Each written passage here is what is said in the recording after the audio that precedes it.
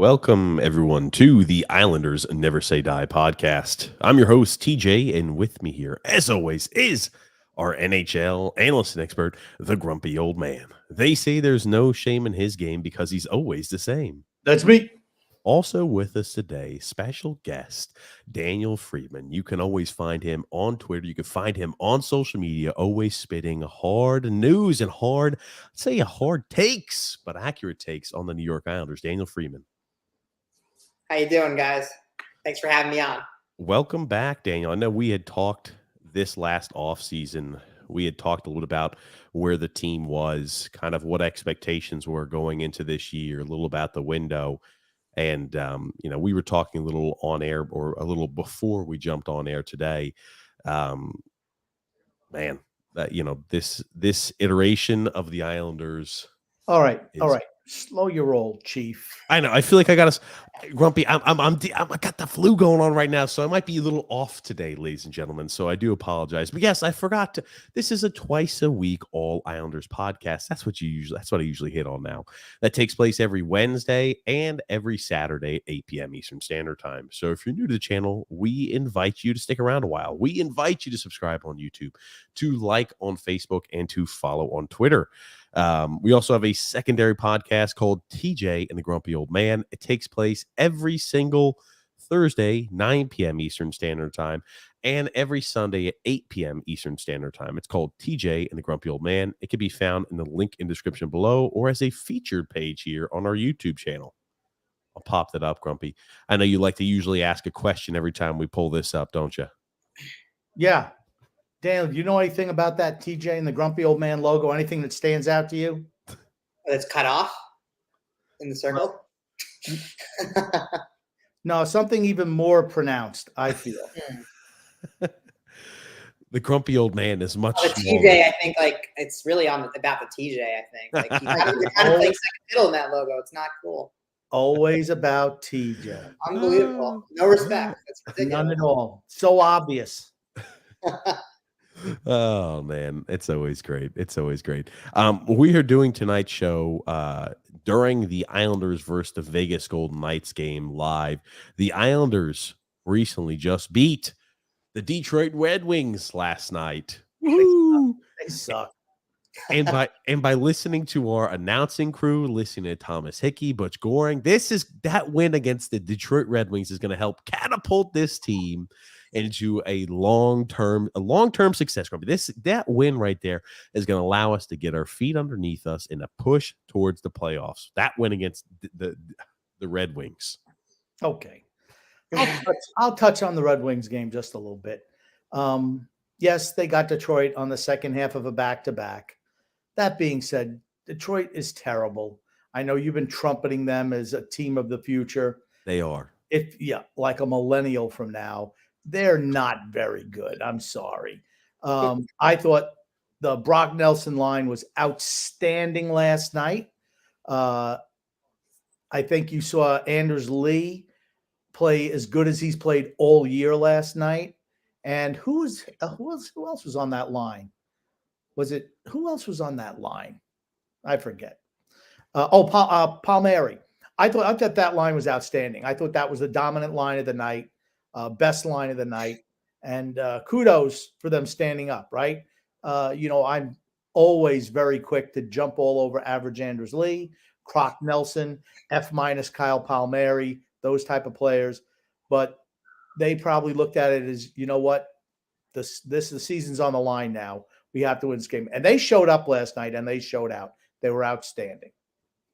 I think you're right. That Brock Nelson line had a fantastic. He's had a good season. I know been streaky a little bit at times, but as I've mentioned before, he's continued to build off of the success he's had under Barry Trotz, and that's a guy to where if you're looking to start selling on a team, he is going to get you your largest return. A guy who still has got 2 years left on his contract at a very, very manageable cap hit.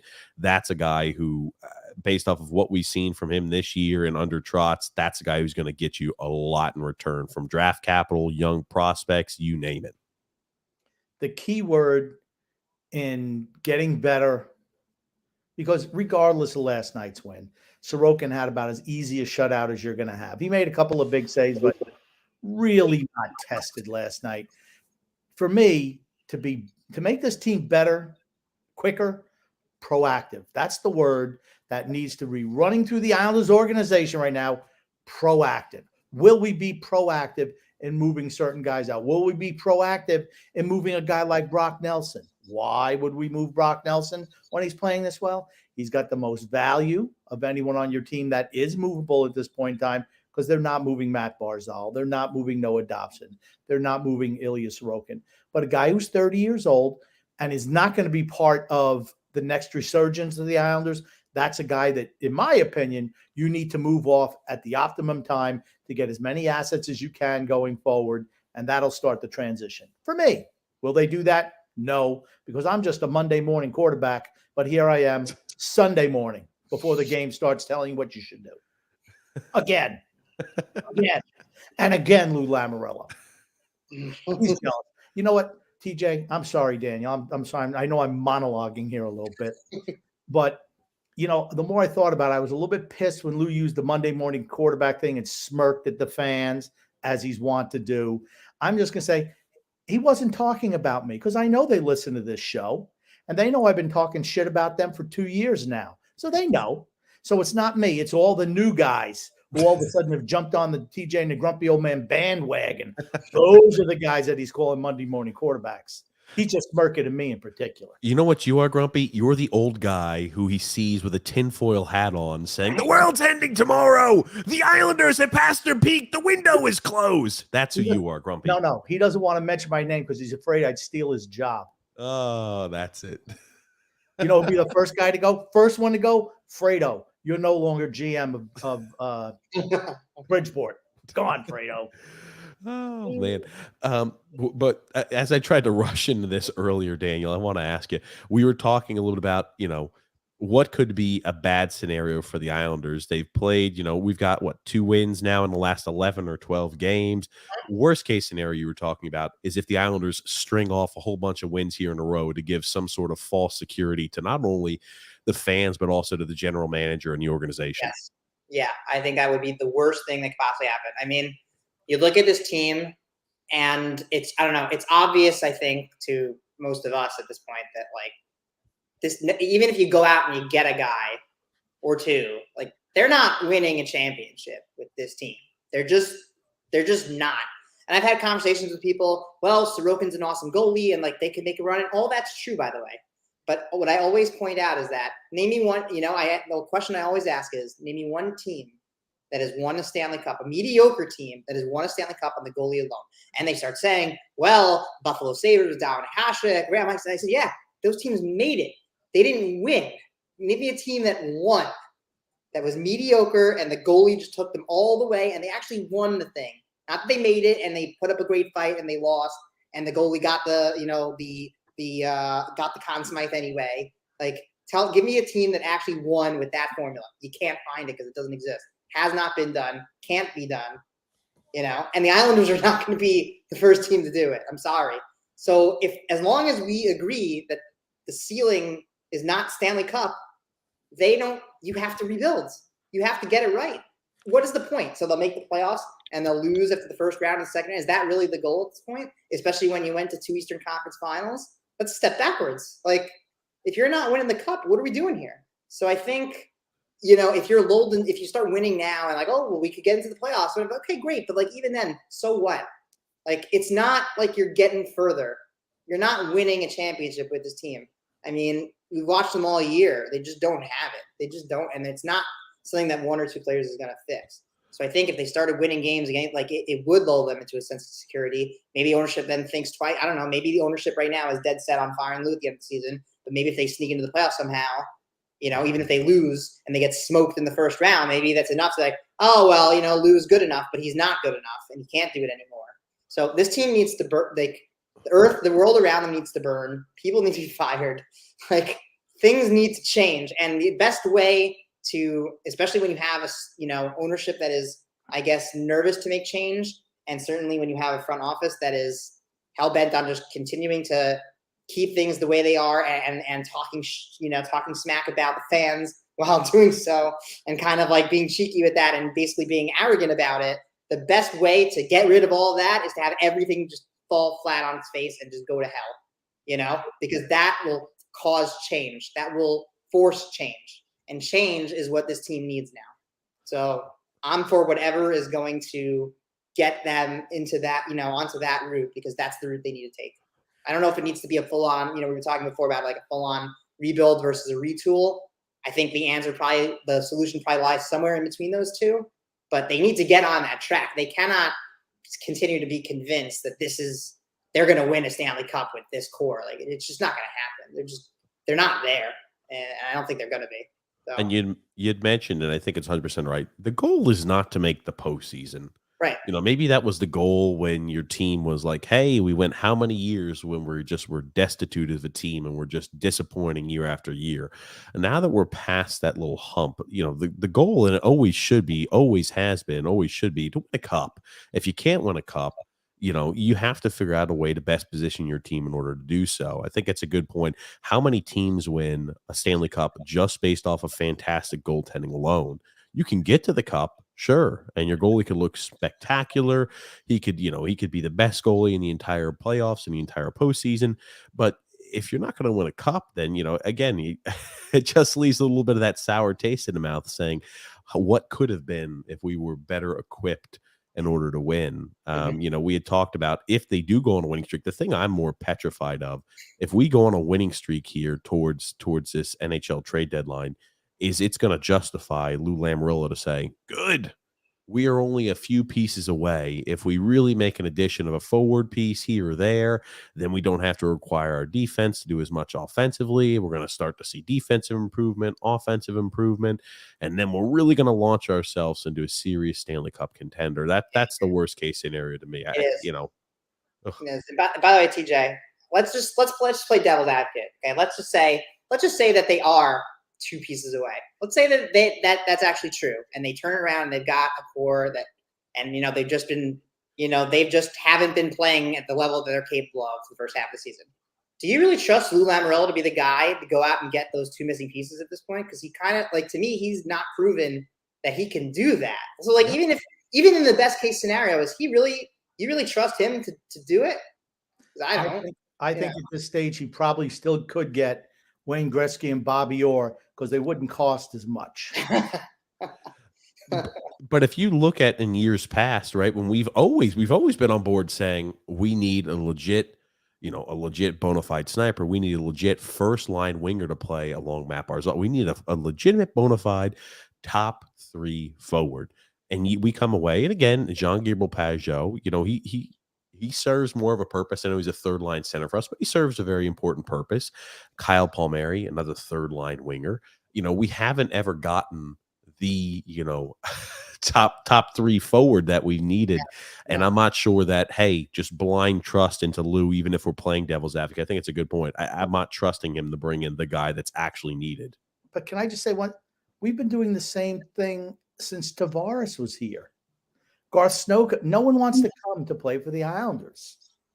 Or if it's like, why would, when Tavares was captain of the team, it's like, I'm not going there. That team's a loser. And now it's like, I'm not going there because Barry Trotz was coaching and he's going to stifle my offensive creativity. And I was like, I'm not going there because I don't want to shave my beard or get a haircut or wear a traditional number. Who knows what, these modern guys are saying.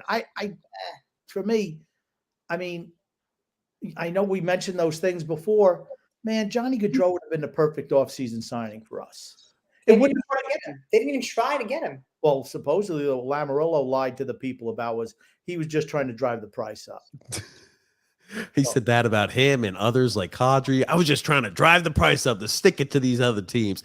I will say, listening to that little interview he had where he just kind of has that the plebeians the fans of this team don't know they couldn't understand just even the day-to-day the day-to-day practices that we have to do as a general manager. They just don't understand how difficult things are. Sure, that's true, but as a general manager, your job is to win over the hearts of fans and to win over those type of people who maybe if they're not on board with everything you've done, win them over. And the guy is just, I don't know. I think you're right. And Daniel, and you mentioned it earlier, Grumpy, that just the lack of, I don't know if it's even awareness, or maybe he is aware that he comes off like just an asshole, but I don't think he cares. Yeah. it's just, I'm just not a fan of how he doesn't portray himself in a great light. And I don't know. There's a comment I just have to read right now. It's from Rick Roma, and it says, ABT always be tanking. From Glenn Ross. Beautiful. Love it. Oh, good gracious. Oh, man. I tell you. But you talked about, Johnny Gaudreau. I'm not even sure a Johnny Gaudreau would have been enough for this team to be a cup contender. It would have we know that now, but I think going into the offseason when we still thought there was a shot that their window wasn't closed yet, he could have been a shot in the arm, Yeah, and I'll tell you that. Yep, it's just. But he could have been part of the piece going forward as well. Yes, right. He could have been part of the retool even. Yes. See, that's my point. You got to take a chance like that. We had no offense the last, 4 years, and we've done nothing to improve the offense. Bringing in guys who were third-line players and giving up first-round draft picks, second-round draft picks, fourth-round draft picks. It's just dumb. Yep. And that's my concern with Lamoureux, like you mentioned earlier, Daniel. Yeah. And by the way, not only that, I'm waiting to trade pieces until they lost all their value. I mean, let's just say there was a time when Oliver Wahlstrom, I think, could have commanded a solid amount of trade value, or an Anthony Beauvillier would have had more trade value. And there was a time when and at the time the Islanders could have used them to acquire more offensive talent, and they stood pat. And then obviously I don't think they anticipated those players not panning out the way they were hoping to. But the fact is that they could have made a move at a time when they were competing for, they were going to Eastern Conference Finals. They had some young pieces that other teams would have found interesting and attractive. And they could have turned those into a missing piece or two. And they chose not to do anything. And it's just, there's so many things you could point to and just say, what were they thinking? And it's just, it's kind of just inexcusable, really, the way you just, because I think, I don't know if, you saw what I said the other day, but all of this could have been prevented. That's the worst part about all of it. It all was so avoidable. They could have won a championship. They really could have. And that's the shame. I felt that the biggest issue was they just fell in love and they had their lineup cemented in from before the offseason even started, year after year. It's like, well, this guy's playing. No competition for spots. No. And I think it's led to a general malaise in the organization. I like to call them the cul-de-sac crew. It's like, we just all play around in the cul-de-sac. We put up the nets and let all the kids shoot around and everything else. It's like, no, you should be trying for a Stanley Cup, not, hey, we're really good friends with the guy next door. Shouldn't be like that. And I think this here too. Now, I will say, right, Anthony Beauvillier is a guy who needs a complete change of scenery. I think totally. Yep, he's a guy to where a move from the Islanders, I think, benefits not only the Islanders but also him in his career. I haven't given up just quite yet on Wahlstrom. I still think there's something that showed me that he can be successful. I will say, the more and more I watch Matt Barzal, the more and more he needs a specific type of player. He needs a player that offers a specific skill set in order for him not only to be successful, but to drive the line to be successful. Right. We've noticed that when you plugged and played guys like Hudson Fasching on there, it's looked like everything worked well because a guy who's willing to work, a guy who's willing to drive, he doesn't stand still, he doesn't get caught, staring at the puck or anything like that, or staring at Matt Barzal. You have to be a certain player and offer a certain skill set in order to chime with Matt Barzal. It's the reason why I think Anders Lee never works with him. Oliver Wahlstrom doesn't work with him. I just feel like but what's the difference in all those players? Yeah. A certain set can skate, and the other guys can't. Yep. Yeah, You're but going to here- play Matt Barzal. You got to have skaters. You got to have he's a great skater. You need to put other skaters with him. That's why when you see Casey Zizekas, not the greatest skater, but man, he's given 110% all the time out there. Yes, he is. Yes, he is. Fashing, skate, skate, skate, skate, skate. Those guys do the best with Matt Barzal. They just do. And the fact that it's taken 5 years for this organization to even maybe think about it is distressing, to say the least. It is. I mean, here's the thing about Barzal that I think I've been pretty consistent with it. I think there is an element to it that like he hasn't always had the best line mates, but I think we also said similar things about John Tavares, and you can look around the league at the real franchise players in this league. I think like they find a way to be more productive, and you can always look and say, hey, like if they had this line mate, it could be better, or whatever. Like we see like I mean. There's definitely examples of that. But Matt Barzal, to me, like the amount that he produces. I mean, this is a guy, they just signed him to an 8-year. What was it? I got the numbers in front of me. 8 years, $73.2 million. That's you're a franchise player. You are a top tier player in the NHL kind of money. And to me, if you're like a 60-point player, unless you have the exact perfect line mate, and this like. You don't deserve 8 years and $73.2 million. I'm sorry. Like players who are franchise players find a way to work with what they've got. Even if it sucks, you got to do better than 60, whatever. I mean, like, he's been invisible for like 2 weeks now. He started off the season great and he's just nowhere now. And like what? The excuses just keep piling on and piling on. And hey, they tried this guy, they tried that guy. But like at some point, you got to be better than that. Like, you could say, okay, he's a 70-point player, but he could be an 80-point player if he had the right line. I mean, but the difference between what he is and what he could be is here. It's not here, And so to me, it's not just the line mate thing. There's a level that he just either refuses to go to, or the rest of his game is just a tease and he can't go to it. I don't know which one it is at this point. For me, I'm tired of the cover that he's gotten a little bit. When I watch, I think he's still hurt. Yes. When he got injured. I don't think he's been the same since he came back from that injury. He doesn't have the same jump. I'm just going to say, if you watch him out there, whoever's on his line just kind of stands around for the most part. Yeah. They just stand around, and you can't do anything if you got guys standing around. You have to move. And that's why before he got injured, he'd have Zizekas on one side and whoever he had on the other side. It didn't really matter. They were skating with him, and that's why he was scoring. He was creating. You watch him now, he gets a puck, and the rest of the team, as has always been, just stands around. They just stand around, and it makes it really, really difficult. Well, the Islanders knock one in, taking an early 1-0 lead early in the second period. I can't tell if that was Anders Lee or Kyle Palmieri who gets a tough, gritty goal. Again, the Islanders make nothing look easy. Even scoring like that, it looks tough. It's Anders Lee who knocks it in, but it looks like another one of those tough. Drive the net, and just another play where it's just a broken play, a crash down low, puck bounces off of two guys out to Anders Lee, he goes it in. That's great. That's what they need to do. That's an Anders Lee goal right there. That is an Anders Lee These goal. guys right now, Palmieri, Nelson, and Lee are saying, trade me.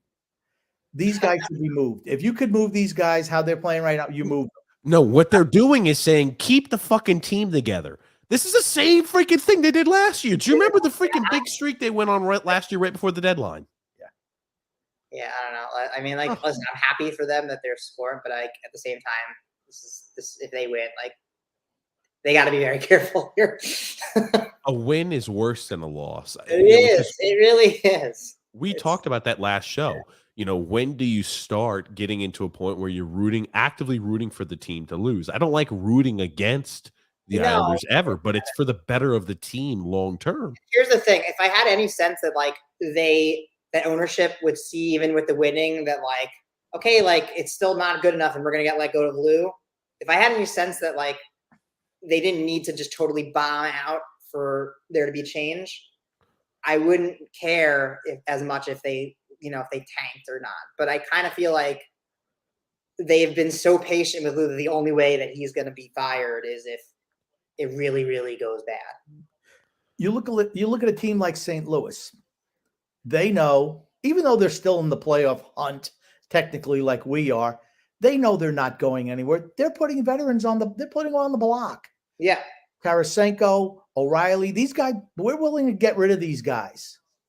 That's how you turn a team over, and you don't go to like, pick in the bottom 5 every year for year after year. Yeah. You have to move assets when you can and get maximum value so that the lean times are a little bit less in between. Yeah, 100%. 100%. I think they have a group of guys here that they could really, get and maximize the value. I think it also, you got to look at Varlamov. Like, teams are going to need goaltending. He is still a good goaltender. Mayfield, Parise. Mayfield for sure. Yeah. I mean, Lee, I think is going to be hard to move. Yeah, I don't think he's movable either. But if for some reason someone wants him, you better trade him. That's right. Has to be moved. Yeah, to me, I think Zach Parise has really. I wonder if he's got a little injury also. He hasn't had the same jump. I feel so bad for him. He has worked his tail off since he got here. He deserves so much better than this. I just think in the last 2-3 weeks he hasn't had the jump that he's had previously. So I wonder if he's nursing an injury, because that's one thing. That's like I mentioned, the same thing with Barzal. Certain guys where their game is predicated on skating and hustle and drive, and when they're not having it, it makes me think, okay, there's some type of injuries why they're not doing that, particularly Parise, because you're right. For the year and a half that he's been here, he's been certainly one of our best value players with that. Yeah, consistent, works hard every night. I mean, there's nothing else to say other than like, what else, like everything, you pretty much gotten everything you could possibly ask from him, other than production that is beyond his age, his age and, his point in his career. Even then I would argue like he's given you a little more than I think we might have expected, and he's a guy you have to move at the deadline also. Yeah. Unrestricted, at the end of the year. Yeah. I mean, what's the big deal? You move him for a second, you could always sign him back if he wanted to. Yeah, I don't know if he'll get a second at this point, but he might. It depends. I think a guy like that could definitely get a second. I mean, if you look at these players who are grit type players who don't offer anything besides sandpaper players, sometimes go for a first or they go for a second plus. And again, Parise is not, a grit type of player, but he's a guy who, wow. I don't know. I'm sorry. I don't know how Vegas didn't score. I don't know if Arlen made a save on that, but that was wide open. I don't know what he hit. Yeah, I don't really know what happened. Yeah. That's when we could have scored blindfolded. But he thought he did. Yeah, everyone had this. I'm like, I was looking at the play transpires, but I'd be like, and a goal by Vegas. They tie things up, but not at all. No. I think Parise definitely has value, but those guys who are on expiring contracts, every single one of them have to move the deadline. But Varlamov, you're looking at Mayfield, Parise, all of those players have to be moved at the deadline. It's that simple. Yeah. And when you're thinking a little bit, and by the way, Varlamov did make a save on this. Yeah, he just held the stick and Riley Smith hit it. Wow. How the hell? He literally just could have stick handled that into the net. He could have stick handled that puck into the net. But hey, it's a great save. He never looked. He held the stick out, and Riley Smith never looked, and he just hit it with it. Nice save by Varley. Great save. Yes, but I think that we talked a little about what does a rebuild/retool look like. I think if you're proactive, as we mentioned earlier, I think you can expedite this. I think you have some pieces you can build around, but it comes down to, do you recognize that we're in a spot where we need to start this rebuild/retool? Because if you wait, and let's say we don't do anything. Exactly. Yeah, let's say we don't do anything at the deadline, or we add the deadline. I think that further digs us into a hole where that rebuild is a much longer one for certain. Of course it does. And by the way, and this year going into a deep draft, like you have got to get some wins. You've got to find a way to get some draft capital, and you have got to get some wins. Yeah. They cannot afford to not get something out of this draft. I know it's not something that's going to help them tomorrow, but just from a team depth and team building standpoint, you cannot afford to just like mostly sit this draft out or swing and miss at this draft. You've got to get something out of it. So no matter how you look at it, they have got to get themselves some picks and and be proactive here. But I think that they really, I agree. They need to jump on this, sooner. I think in hindsight, obviously, if you really want to play Monday morning quarterback, you would say they would have started selling, in the summer. I don't think we all really knew they were going to be this bad. But once they didn't do anything, and then they, between that and firing Trotz and whatever, and the way it's transpired, obviously, I think now it's very clear. But I mean, the longer they wait, the worse it's going to be. I think that there were some players, like even if you would have, considered the idea that they could have been good this year, I still think they should have traded Varlamov in the summer. I said as much. Said you have two good goalies. Teams need goaltending. You need a missing piece or two. Varlamov might be able to get you that. I'm not even talking about getting draft picks or whatever. I'm talking about getting a player that could be a missing piece. Varlamov's a guy who might be able to fetch you that. Nothing. They just didn't bother. So it's just there's a lot of things that they need to do now. If we're talking about if the question really is who is left, who on this team should be sticking around, who should be on the new version of the Islanders, I kind of feel like it's maybe 4 players. I was about to say, and it doesn't happen like this transition, just so we're clear. It's not like this transition happens all in a time period of one off season. Oh no, this is a 3-year. This is at least a 3-year process. Oh yeah, but yeah, exactly. So you're looking at what it looks like. You're not going to go. I think with this retool, if you start now, as you mentioned, this is like a generational type of draft class that's available. They talk about some of the draft classes that are just outstanding. This is one of those draft classes where you can find so much talent late in the first round, the second round, and guys that can really surprise. And if your staff, if you trust the scouting staff, fantastic. But also, if you get more kicks at the can, the likelihood that you're going to just luck into the right piece is also there too, even if you think that the scouting staff may not be as sufficient as other staffs out there. But, we're in a spot where we haven't had a first round pick the last 3 years or whatever it is. And we need to be adding. We need to be adding to the prospect pool. We talk about, I think it truly could be a retool. If you go ahead and trade guys like Varlamov, if you trade guys, if you trade Varlamov, if you trade Mayfield, if you trade guys like Parise, I think Mayfield's going to get you a first plus. He's a guy who's got postseason experience. He's been spectacular in the playoffs. His game is kind of tailor-made to the postseason. He's a bigger, a bigger defenseman who commits infractions, I think, left and right. He likes a lot of the clutching and the grabbing, and in the postseason that never gets called. So he's a guy who's kind of tailor-made for that. He's a guy whose cap hit is almost non-existent. And for a team maybe like we've mentioned, maybe like a Buffalo, he's also, he's going to probably want some cap. He's going to want, when he signs an extension or he signs a new contract, he's going to want to get paid. He's been making $1.4 million a year for the last however many years on the Islanders. This will be really his first big contract as he enters 30 years old. He's going to want to get paid. So, is that going to be something to where they go ahead and, offer him a big contract, or, if he's going to be solely a rental guy? I think he could be not only a rental guy, but also a guy that, you could sign to, provide, defensive stability going forward. Good. He doesn't have a lot of miles on his vehicle, miles on his, or not a lot of, he's got a lot of tread left on the tires is what I mean to say here. But he's a guy who will get you a first plus. I think you're looking at Parise. He'll get you maybe a second, at worst case scenario, third. And you look at Varlamov, I think that's a guy who can get you a second. It could. Yeah, it really depends. Also, honestly, if you have a team that is desperate enough for goaltending, he could even get you a first. It really depends. Yeah. I think he's a guy who, he could look to sign an extension too, wherever he goes. You look at the goaltending. We've done this scenario a lot where we've played this season thinking, if Sorokin was not our goaltender today and we switched goalies, would we come away with the victory? And a lot of times we end up saying no. Just good goaltending is few and far between this year, in the NHL. And I think a guy like Varlamov still offers a lot for a team. He does.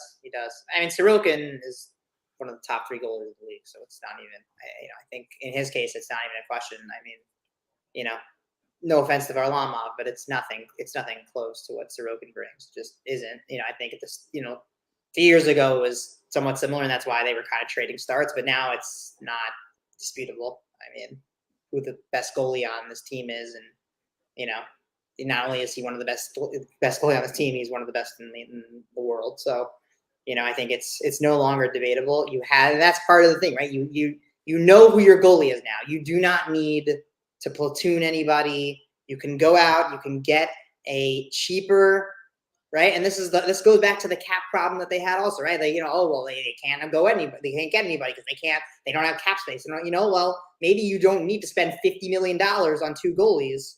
Yeah. You have a goalie who's generational talent. You can go out and get like a Curtis McElhinney or something, and who just plays every 10 games. All he needs to do is not screw up, you don't need a 1A and a 1, you don't need a 1 and a 1A anymore. Yep. And so again, just mistakes, poor asset management. It just all ties back to the same thing, and Pat ties back to one guy. So our general manager. The fossil. I seriously think if you could go ahead and load up at this year's draft class, we mentioned about a trade for Brock Nelson. Who knows when a trade like that would be executed? But again, he's going to have a career year regarding points this season. Again, he's ever since Trotz, we talk about the guys who have benefited the most from coming in contact with Barry Trotz. He certainly is the guy that comes at the top of the list. He's a guy to where he's going to yield you at least a first, maybe 2 firsts, maybe a prospect along with it. He's just spectacular. He is, a bona fide, number 2 center on pretty much every single team in the NHL. Yeah. Guys like that don't grow on trees, and he's still got cost certainty for the next 2 years. That's a guy that's going to get you something and yield you something back in return. And then you're thinking yourself, okay, we could start sliding Ratu in, who's looked, he looked like he showed flashes and still does. That's a guy I feel confident that could maybe be a starter long-term in the NHL. And you can use the picks there to start, restocking the cupboards regarding your forward group. You could. Ratu's been interesting. I think that's a good segue, though, into kind of like the way he's been used since he's been called up. I think it's a little curious that he really hasn't gotten a lot of playing time. But I've liked what I've seen from him in general. I think he's got a lot of potential. It's kind of like he's got got skill. I think he could be a good 2-way player even, we've definitely seen some good stuff from him. Yeah, and I'll let Grumpy respond to this here too. But I think Ratu, like when you even look at his forecheck and you look at his defensive play, he looks like he is, again, he doesn't like disengage when he's playing on the defense side of the puck, or even when he's forechecking like that. He doesn't. I don't understand how they're using him or why they're using him in the capacity that they do. But yeah, Grump, I'll let you go ahead and respond to that too. Yeah, if you move a Nelson, you could slide Pajot up to the number 2 center spot and put Ratu as your number 3 center. Mm-hmm. That's what you can do. Or if you don't feel comfortable with him playing number 3, even at this point, even though I would, you could put him at the number 4 spot. Casey can be 3. 3. He can be 3 right now. Right. And then you can change the alteration of your 4th line. It doesn't have to be Matt Martin and whoever. You could put a Hunter Fashing on the 4th line if need be. There's so many things. And in the Nelson deal, I would kind of insist on a young prospect, someone who, isn't there yet, but Agreed. Someone who could step in and be part of the solution going forward, and Agreed. Maybe a first and a second. Those are the type of things that a good GM would do. That's what you see other teams do when they move guys. Supposedly the asking prices right now are ridiculous for players. And here's the thing. Who knows if they're going to stay that high? But I always feel the early bird gets the worm. I'd rather be the first guy making the deal, and this way you kind of know what you have going forward. I would move every pending UFA, Varlamov, Mayfield, Parise, the guys who are movable, and Brock Nelson. Those would be the guys I would move, because I think Nelson has the most value that you could get. I wait till the offseason before I move Beauvillier. Maybe prior to the draft, maybe you trade a depressed asset for a depressed asset, something along those lines when you're looking to move Beauvillier. Those are the type of moves I'm making. But I want as many kicks at the can as the draft as possible. I'm not saying that you have to have 5 picks in the first round, but let's say you have 3.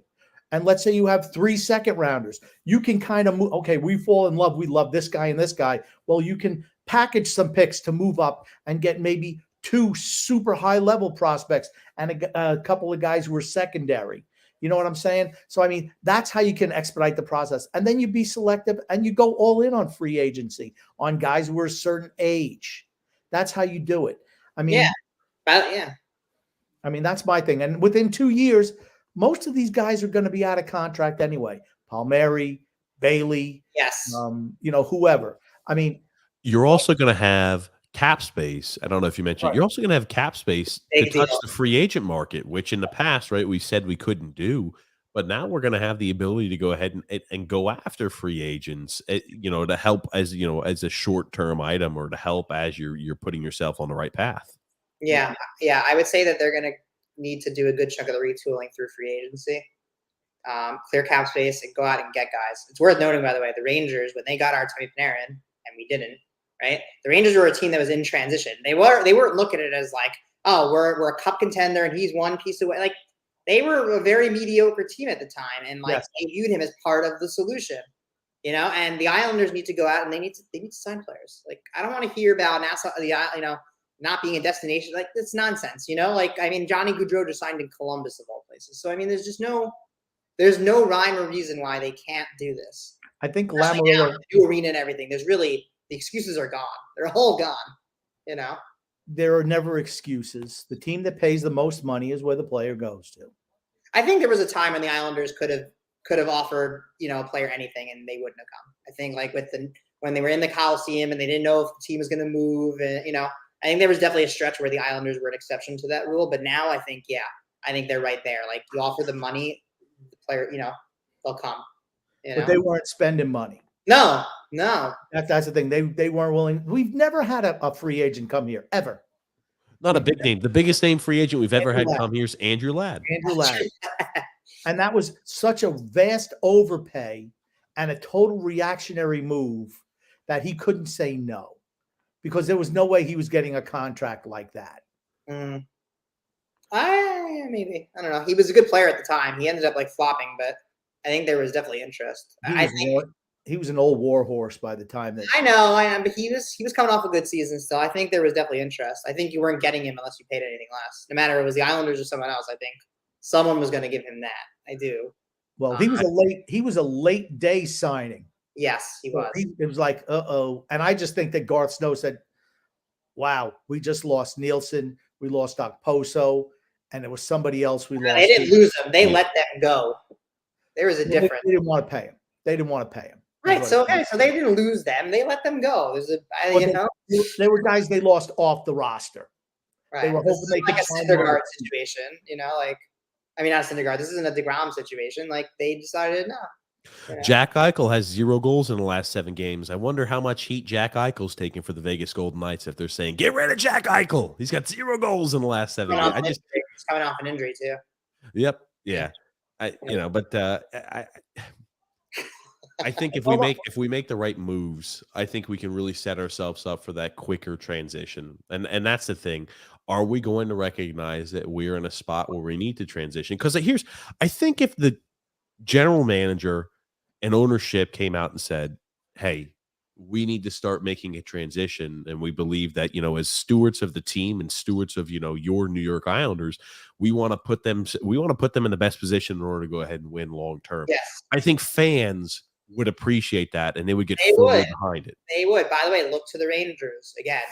Remember, it was a few years ago, the Rangers actually put out a statement from the general manager saying, we're going to rebuild. This is not going to be fun, but we want to build something. So like, that is the example that's been set. Like, if people probably don't want to hear this because it's the Rangers, but you know what? They did it right. And if the Islanders are smart, they'll do it the same way. I want to use a word that I'm going to describe Lou Lamoriello. Selfish. He's selfish. Yeah, I would agree. Stubborn. The word is, as the steward of the team, where you're supposed to be doing what's best for the team. You can't be, and I hear so many people say, well, Lou Lamoriello, he's not going to stick around for a rebuild. This is why he's doing it. Well, then he's selfish. And he should step down, because his job is to make the team sustainable for the long term, not for the immediate. And I keep on saying to people, all right, the Islanders had a little brief resurgence under Barry Trotz. What did they win? Did they win an Eastern Conference title? No, because the GM didn't get them there. Did they win a Metro division? No. No. Did Well, they you win don't the Stanley need to. Cup? No, they won nothing. Right. They won nothing. Right. And at the end of the day, they didn't get there. Right. You lost in the semifinals twice. That's all you did. I mean, I don't think they hang banners for that. We came in No, fourth. they don't. They don't. But it represents something that they could have gotten past had they been proactive about it. That's the thing. Right. You know. But I, like, as far as he's being selfish now. Of course he is. But by the way, feelings mutual. I don't want him here for a rebuild anyway. Like even if even if he wanted to stick around, I don't want to see what that looks like. I don't want him rebuilding the team. I don't want his son rebuilding the team. I don't want anyone with the last name Lamoriello have anything to do with this team after this year. They can all go. Amen. Amen to that. We've talked about it. We've talked about, because I want to ask Daniel the worst case scenario from what you think can happen, as well as the best case scenario. Because I want to hear your thoughts on what's the worst thing that can happen for the Islanders organization from now, let's say, until the end of the year, and what is the best case scenario for the Islanders from now until the end of the year. It's going to sound really cynical. Worst case scenario is they somehow either just miss the playoffs. I would say like ninth seed, or just miss the wild card, or they just barely sneak in. And they're going to get smoked in the first round, so they don't have a good draft pick, and they're lulled into we're one player away kind of nonsense. That's worst case scenario because again, it's nonsense. They are not going anywhere. Best case scenario, honestly, is they're in the Bedard. They're in the Bedard sweepstakes. Between now and the end of the season, they lose as many games as they can lose. Get yourself into that race. Get into that lottery somehow. Get yourself in a position to pick in that top 5. That is the best thing that can happen, and be so bad that ownership looks at Lou and says bye-bye, and looks at Lane Lambert and says, don't let the door hit you on the way out. And you have a top 5 pick, hopefully a new GM and a new coach and direction and somewhat of a core that to build around and one of the top 3 goalies in the world to build around, and says, I can do something with, and a new approach and a GM that says, I can do something with this. That's what they need. I just wish that ownership would have been proactive and brought in someone to work under Lamoriello for a year and to transition away. Maybe, but I don't even want him training the next. I don't want him into I don't want the next GM to come in. I learned under Lou Lamoriello. That's like the last thing I want to hear. Well, see, I look at it this way. He familiarizes himself with the players. And if he's stepping into the role, he doesn't have the same opinions as Lou. He's going to do something he's like, yeah, I know you like this guy. No. I mean, someone who's progressive with one of these organizations even though I'm not an analytics guy, someone who's more in touch with the modern NHL. Yes. And that's what I mean. Bring somebody like that, just so he's got his feet wet in the organization and has some experience with the players and whose strengths, whose weaknesses, knows the organization from top to bottom. So moving forward, he can move some of these guys. That's why I just wish they would have done that. So they had the transition plan in place. Right now, it seems like it's Lou Lamoriello or nothing. And a guy who's 80 years old, sorry, it's just time for him to move out. Or the plan is for Chris to take over, which would really no Fredo. You can't bring Fredo, because I'll tell you what, if Fredo comes in, he's going to have no rope, absolutely none. He'll be booed on opening night, and they'll say Fredo. I think we're about to learn. Like I know, like when ownership came in, right? So the arena's built and they made a splash first. We hired Lou, hired Trotz. Like okay, that's all great, and we've seen owners come in and like make splashes at the beginning. We saw with the last ownership with the Islanders also, right? Like those first couple of years, the computer associates teams, right? Like when they went out, they got Pekka, they got Yasha, they made a splash, right? Like we're about to find out what kind of ownership this really is, right? They made their splash, but are they committed to this for the long haul, or did they make their splash and now they're just gonna ride it out and not, like I'm very curious to see. I was talking to someone about this on Twitter last night. I said like, we're going to find out what kind of ownership the Islanders are really under now, because this is their first real adversity that they've faced. When they first came in, everybody fell in love with them, blah, blah. You got Ledecky high-fiving people on the train, whatever, right? Like, It's all great. But now they're hitting a hump here. And, like, what are they going to do? Are they going to be proactive and change course? Are they going to recognize things need to change? Or are they kind of content to say, like, all right, we made our splash. We had a good run, but, like, that's it. We don't really have the money, or we're not going to do it, or whatever. It's going to be an inside thing where the Lamoriellos, dynasty is going to take over from generations. Like, I don't know what the plan is, and I think we're about to find out, for better or worse. Yep. I don't know what splash they've made. So when you come in as an owner and your first order of business is to bring in a future Hall of Fame GM and a future Hall of Fame coach, it's a pretty big statement. I think here's the thing. I think they made splashes. I mean, like you talk about, right? Bring in Barry Trotz. And you're just Lou hiring a coach. Lamoriello, who brought in Barry Trotz, who then to me, I don't look at bringing a coach and a GM as a splash. But considering who they've had as their GM and coach for the last 10 years before that, they got the deal done for Sorokin, which wouldn't have been done without a legitimate head coach and a legitimate general manager. They went from like Capuano Snow to like Trotz Lamoriello. That is a quantum. That is a a quantum leap. I'm trying to think of like some sort of reference, but like that is a hell of a leap. It's a statement. It's definitely a statement. We're serious about winning. This isn't like some sort of like country club. I think it is a statement to the fans. I agree. It's a statement. I just don't think it's a splash. A splash. Okay, maybe splash isn't the right word. I think it was a statement. Yeah, you better get your words right down there. Yeah, to me, a splash is, okay, we're going to sign Johnny Gaudreau this offseason and somebody else. That's a splash. All right, yeah. I mean, I think that was a smart business decision. It was the best move they made was bringing in Lamoriello, and his best move was bringing in Trotz. And they both accomplished what they were brought here to do, make the Islanders respectable again, and where we're just not an afterthought. But Lamoriello knew that Trotz was not going to get them over the hump. The team tuned them out last year, and they weren't talented enough. To me, they've never been talented enough. And then you bring in Lambert. You bring in a new GM, Lambert's gone. There's no way that he should be gone anyway. But. Well, yeah. Lou's not going to want to admit he made a mistake. If he fires two coaches in 2 years, he won't be here either. I have really two questions. Lou has not been afraid to fire coaches left and right. And by the way, Lou has not been afraid to rehire coaches that he's fired. Just putting that out there. I've got two questions for you, Daniel. He's not coming back. Forget it. I know, but they should. It was such a big mistake.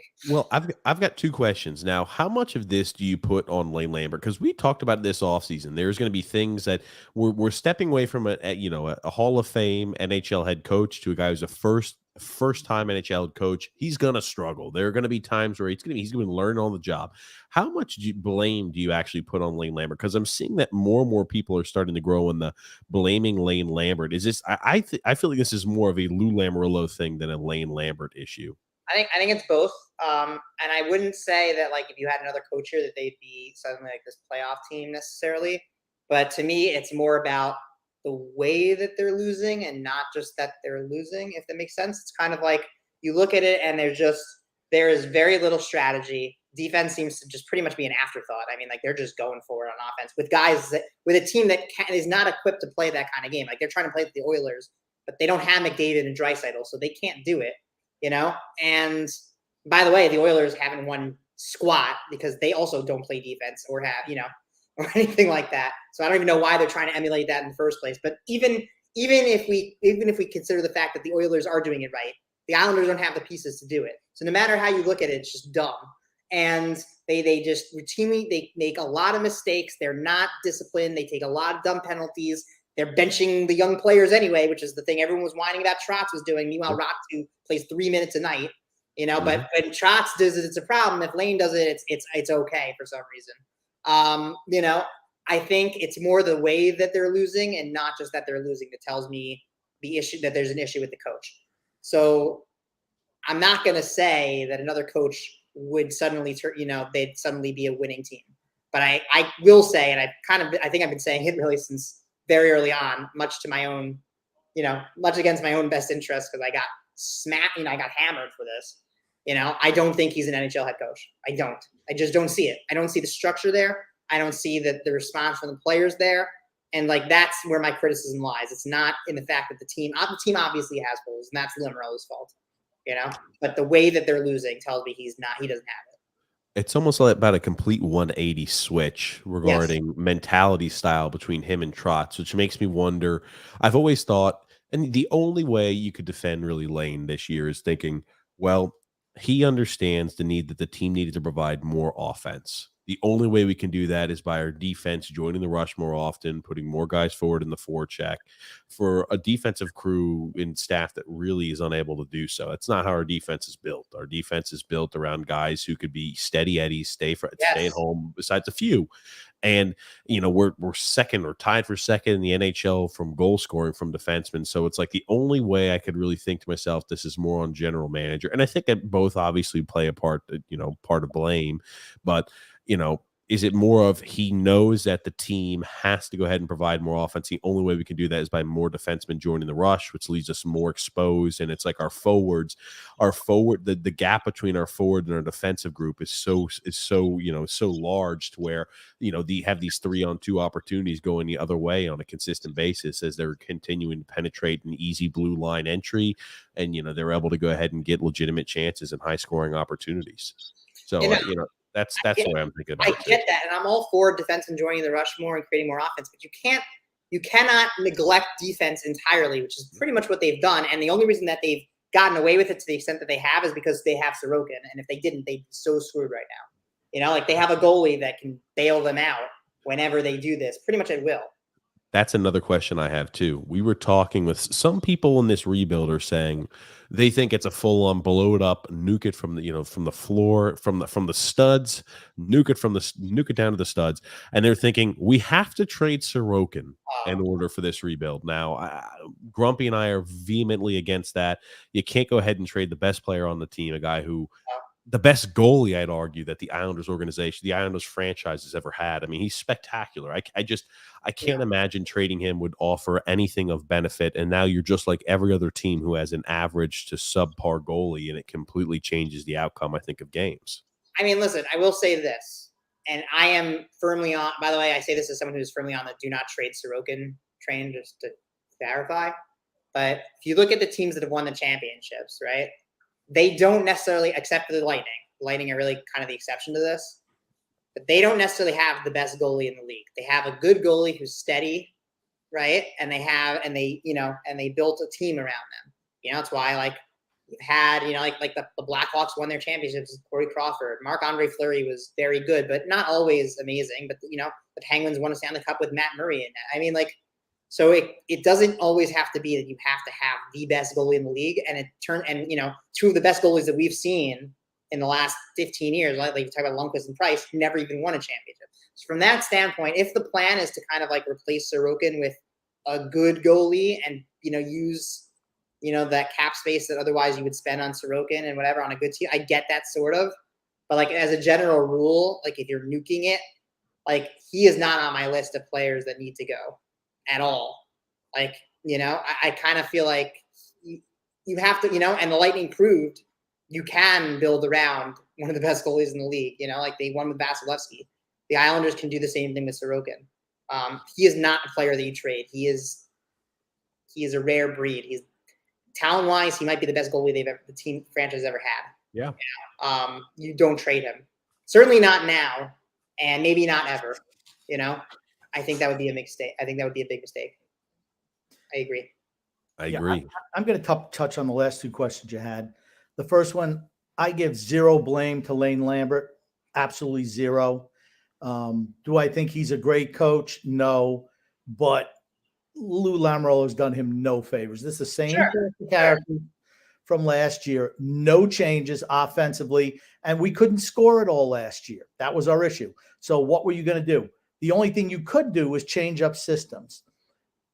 There's one guy, well, now there's two, who can legitimately rush the puck. Noah Dobson and Sebastian Aho.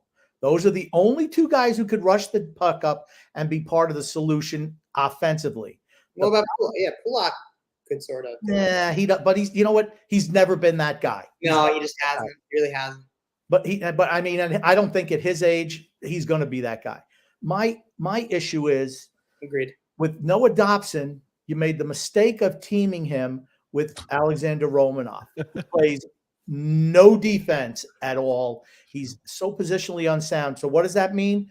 Noah Dobson can't do that anymore because he's getting caught up ice, and his defense partner, who should be defensively responsible, is not, and it's cost him. So what are you seeing from Dobson before he's injured? Now he's got to lay back and play more defense, or they got to play him with Sebastian Aho, where they both play the same game. I mean, you're kind of caught between a rock and a hard place. Yes, you want to engage your defense, and we have scored a lot of goals, but that's not the way our defensive players are, and that's why that's what I liked about our draft last year. You got O'Dalius and George, who are modern NHL defensemen. So you're seeing them trying to transition away, and you see it coming. It's just going to be a while coming. But for me, Lane Lambert, I don't know what else he could have done, honestly. Yeah, he throws the lines into the blender all of a sudden. He's found one now, right? Nelson, Lee, and Palmieri. He hasn't found, just like Barry Trotz couldn't find anyone to play on the wings for Barzal. You're seeing the same thing with Lane Lambert. They don't have anybody. Yeah. And what was the second question you had, TJ? I'm sorry. Sorokin. You can't trade Sorokin, right? Kind of that. No. Some people are saying trade him. I just want to touch on it. I feel like most people would say you can't trade a guy who is, one of those generational. Right? If things go right for Sorokin, that's a guy who could be mentioned in Hall of Fame possible status if he stays healthy, if he plays long enough. There's a lot of ifs because he just broke the record of the most shutouts had. Like what was it, Grumpy? It was most percentage of shutouts. Percentage of shutouts throughout minimum 100 games. Here's the thing with Sorokin. And this is where the times are different. Like Dan, you mentioned, yes, Darcy Kemper won a Stanley Cup, Corey Crawford. The game is played differently now than it was back in the day, where you had to have a goalie because everything was grinded out down low. Now it's a lot of high flying. That's why you see those. You could score goals. Well, guess what? That's the way to winning games nowadays. It's more of a fast-paced game with no interference throughout the neutral zone, all that stuff. So it's much more high paced. It's more about having 5 forwards and a goalie, basically. That's right. But if you find yourself one of those goalies, you never let them go. I laugh at people who say that, Phil's facts. I absolutely laugh at people like that. Somehow I knew Phil's name was going to be brought up. Yeah, it was Phil who brought it up on the show. On Wednesday. Last Wednesday? I don't even know. Sorry. Let's jump into the ad read here, guys, and we're going to start getting to some comments here before the third period starts.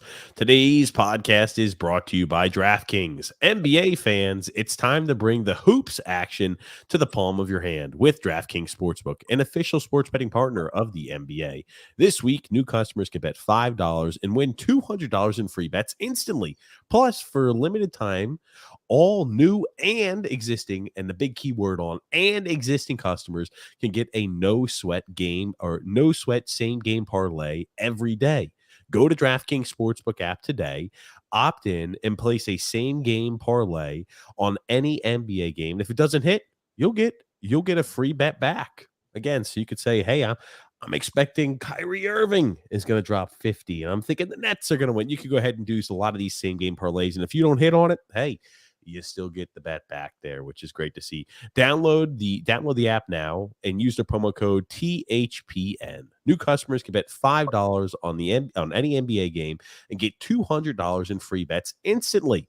Only at DraftKings Sportsbook, an official sports betting partner of the NBA. Again, with promo code THPN. Minimum age and eligibility restrictions apply. And see the show notes and description for additional details. Excellent job, TJ. Now I'm going to let everyone know, since we have a guest today, we're not going to read every comment. And since TJ is legitimately sick, that's going to limit the amount of comments we do today. Probably not going to do 300 comments. Or I've got certain ones starred. I've been keeping up. Definitely be less. And Daniel's going to have opinions. We know that. So, I'm just going to tell you, we're not going to read every comment. And TJ is very ill today. So it doesn't sound very like me to have opinions. I don't know. No, I find it doubtful, but I'm going to give you benefit of the doubt. What can I tell you? And just to let you know, after 2 periods, it's 1-1, Islanders and Golden Knights. You'll be happy to know, Grumpy, starting, I think it's next week. Oh, or maybe this is supposed to be today. Grumpy, do you know who we also have an ad read from today? I do not.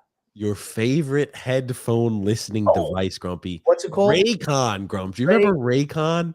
Raycon. Yeah. Raycon. Yep. Yes, Grumpy. The one that you loved. You loved their headphones the last time I brought up the ad. Are you reading another comment? Another ad? Another ad? Yes. Right now? Yes, Grumpy. Oh, I'm going to document this one too. I got to make sure I do that. Oh, there it is. There it is. But this time of the year, everybody's talking about making big changes, which is all well and good, but most of the time, pretty unrealistic. Uh, I've actually found that the smallest changes to our routine can make the biggest impact. In the same way, you don't have to break the bank on big deal purchases. Even the smallest thing can be part of a big change. And if it's something you use every day, like my Raycon headphones, Raycon is a premium audio, offers premium audio, and is at the perfect price point. So you can build great habits without breaking the bank. So when you're at the gym, you can listen to your podcast. You can listen to, when you're out at the gym, hey, I'm getting some bench press and you got to get in the zone. You could put your Raycons in to help put you in the zone, grumpy old man, or even to go running. You can listen with your Raycon headphones.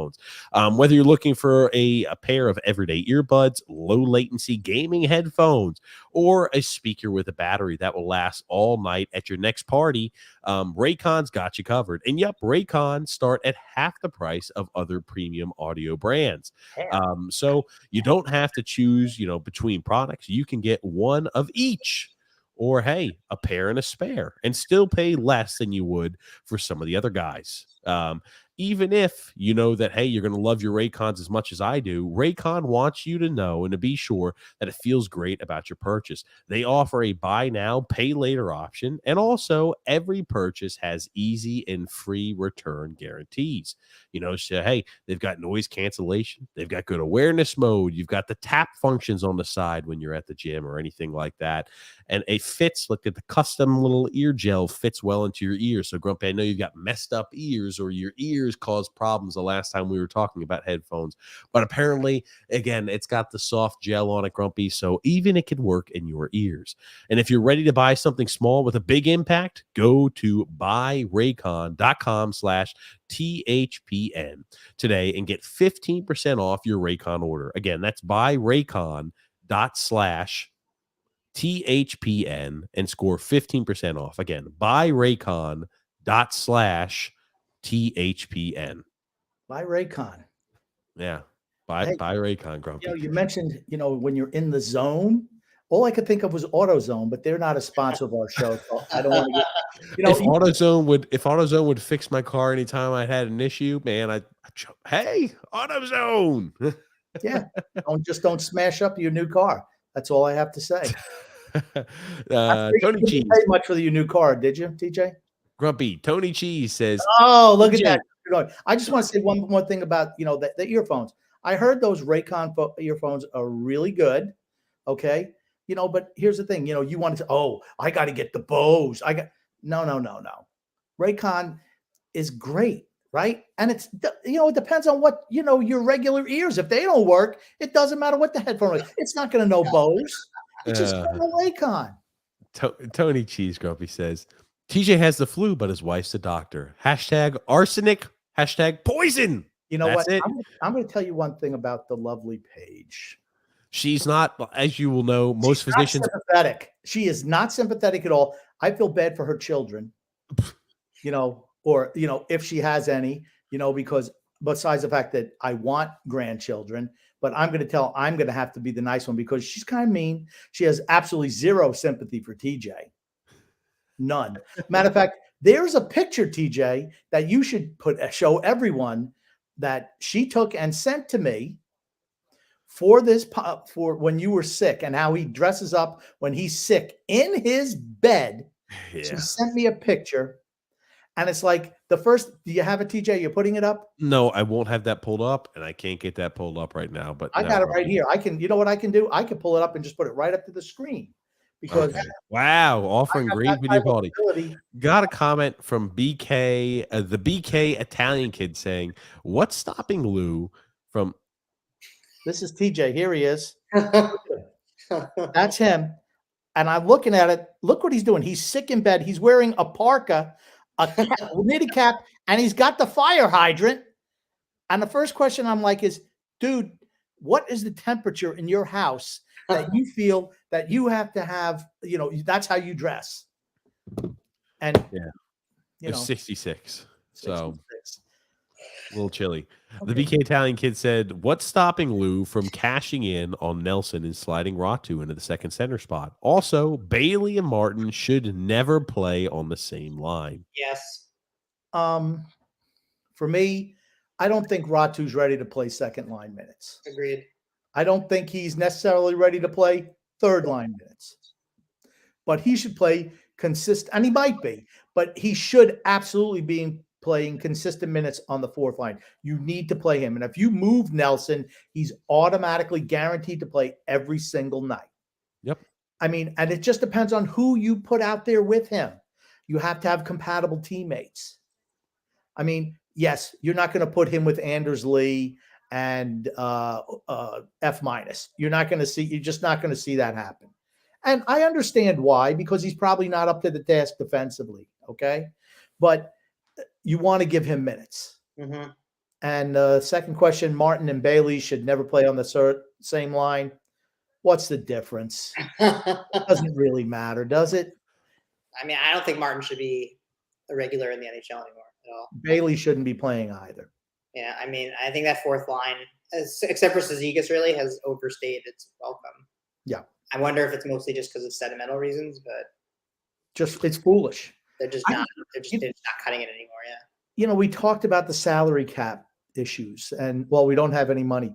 Well, dude, that's what happens when you sign all these veterans. Right. They have the most expensive fourth line in NHL history, probably, and you can't have that. Think about it. They signed like the 0-2 Red Wings, maybe that have like Brett Hull on their fourth line. Maybe that's more expensive. I don't know, but it's pretty bad. Yeah, it didn't age well at all.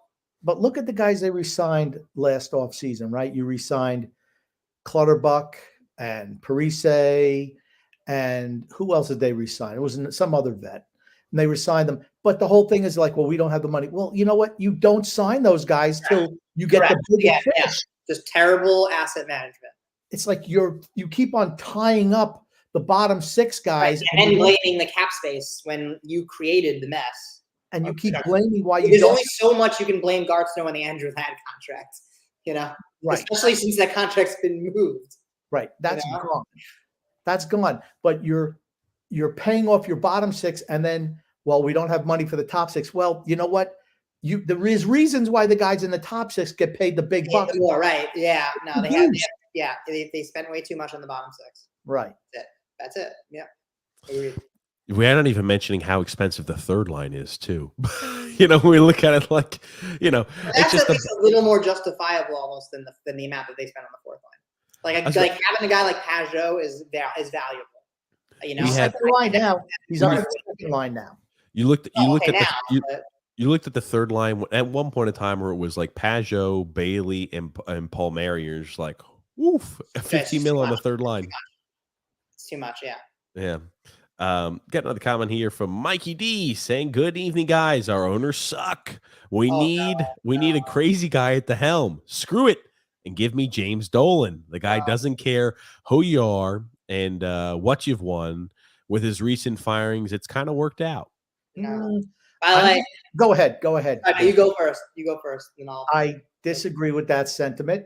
Now, I would wish that we would have an owner who knew something about the game and was maybe a little bit more invested, but not somebody who's just, I'm the guy who's running the show. You can't have that. Yep.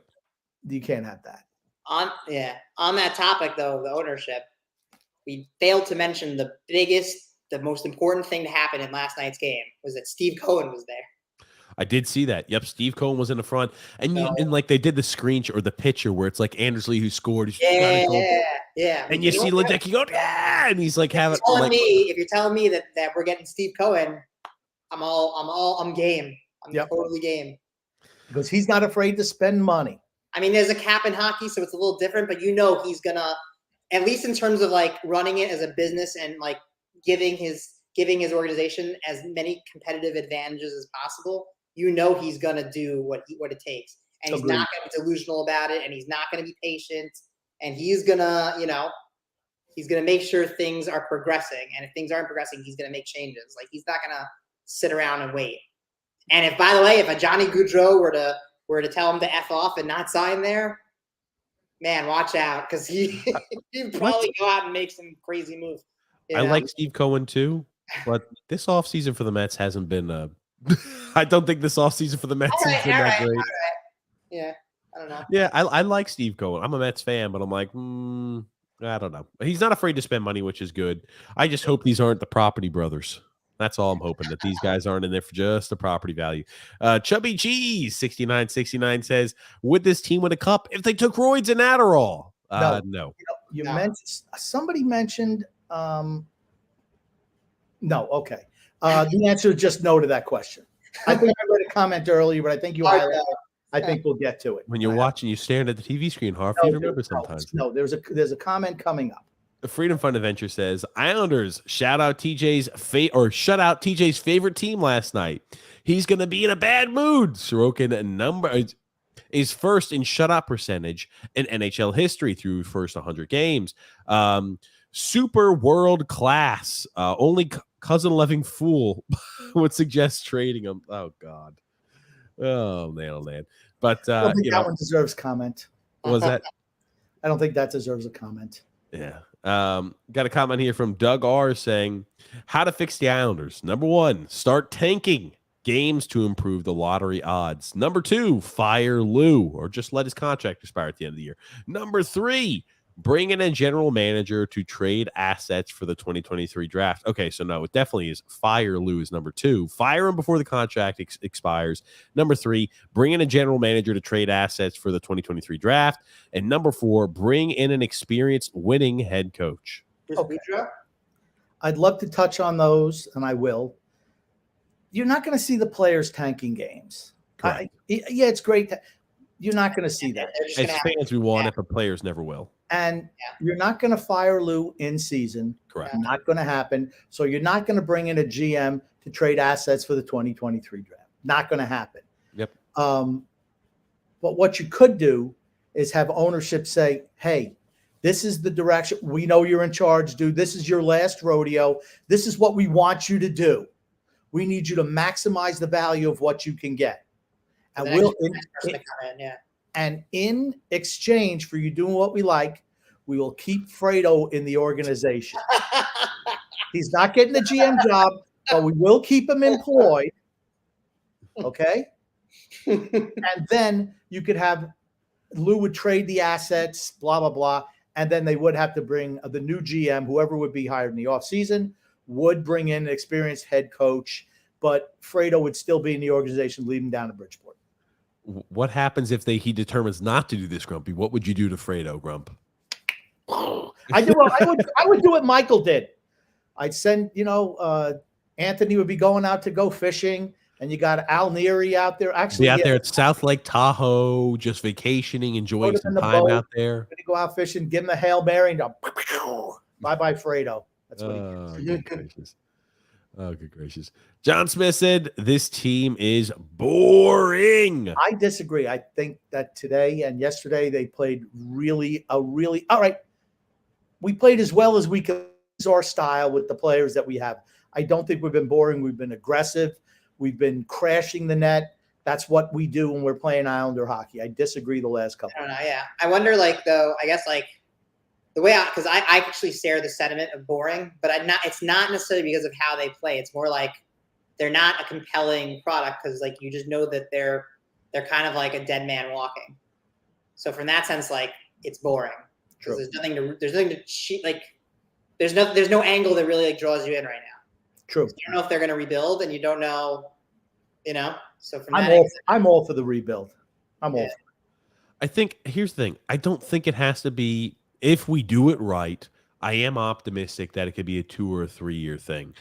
For the people who are saying, well, let's go ahead and put a patch job over it. Let's trade away some pieces, get some assets, and we'll get Timo Meyer. We can do this. That is not the way to conduct what needs to be done. This needs to be there are so many players on this team that have the mentality of the cul-de-sac crew, that have the mentality of the country club kids, whatever it is. They need to restructure how the team is built. And, the only way to do that is by starting to move away from those. You can't go ahead and just say we're going to move 1 or 2 pieces and going to be right back in the contention. And get a little younger also, I think. Yeah, we do. Absolutely. A little younger, a little fresher. Punta Curtis says, after watching Loser Shamarillo, aka Shampoo Lou, aka Lou Merta, aka Lackluster Lou, aka Franklin the Turtle, aka Lou from the Landlines media interview. I'm convinced he could give two shits about the fans. I 100% agree with that. Yep. Yeah, I don't think he cares about that. That's, He thinks it's his team. That's the worst thing. He thinks it's his team. Guess what? It's not your team. You are an employee. Yep. I think Absolutely. ownership needs to say, hey, you realize you work for us, right? Grumpy, I'll let you read Don't this. piss off. Don't piss off the paying customers again. Anyone see that TikTok of the guy like yelling at him from like above? Yes, Oh, yeah. we showed that on the film where it's a guy's drunk. He's like, Timo Meyer, dude. So Horvat, and it's just Timo Meyer, like dude. the laser eye death stare that he gives him. Yeah. Yeah. Oh, I tell you, I always, it was funny before that happened. I always wonder, I'm like, what would happen if Lou was actually confronted by a fan and asked questions? What type of reaction would he had? Well, just listen from the drunk guy's perspective. Not a very friendly reaction. Do we know if that guy's okay? Like, do we know if that guy didn't end up like He never made it home. in the back of some unmarked van later on that night? Like, He's got a lifetime ban from UBS Arena, never allowed back in. The last time he was seen was on the back of a milk carton. They lured him into this van via Shack Burger. Oh, you don't need to explain it. I already told you what happened. Okay, read this comment, Grump, because I feel like you'd like it. Okay. Lou Ralamarillo only cares about his legacy and getting Fredo to fill his shoes. What a shame. Disgusting. I almost feel like that's the case right now. I think, and like I said, I selfish.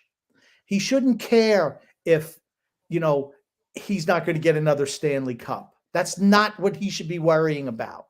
right. He should be worrying about making the team as good as it can possibly be in the long term. And he's not doing that. And that's why I call him selfish. Yeah. He's not being realistic either. He's just delusional. Think about it. Delusional. I didn't want to go that far, but all right. I'll go that far. I don't care. I have no shame. Andrew L says, Palmieri is the best at almost scoring. He is good at that. Coming Very, ultra close. very good at it. Yeah. Gungun says, TJ should be saluted for soldiering on with the podcast despite being ill. TJ, I stand up and salute you. Thank you, Gungun. Yeah, he's really sick. His thing, I hate to give TJ too much credit, but he was really sick today. I'm surprised he did the show. I said, dude, if you need to cancel the show today, we'll just cancel. He's like, no, we're good. Andrew L said, oh, wow. What strings did you guys pull to get Mike McDaniel on the podcast? Now, and I've noticed that other people said the same or similar thing in a nice way. They said, hold on, I'll pull up a comment because I've got both of these. Because the reason I'm bringing this up is now that I'm looking at he does look a little like Mike McDaniel in a good way. I'm not let me hold on. There's one more. If I could find it, I'll pull it up here. Okay, he says, Daniel, I'm not roasting you or being rude, but have people told you that you look a little like Mike McDaniel? You'd be the perfect Mike McDaniel cosplayer. I've actually never gotten that specific comparison before, but I see it now.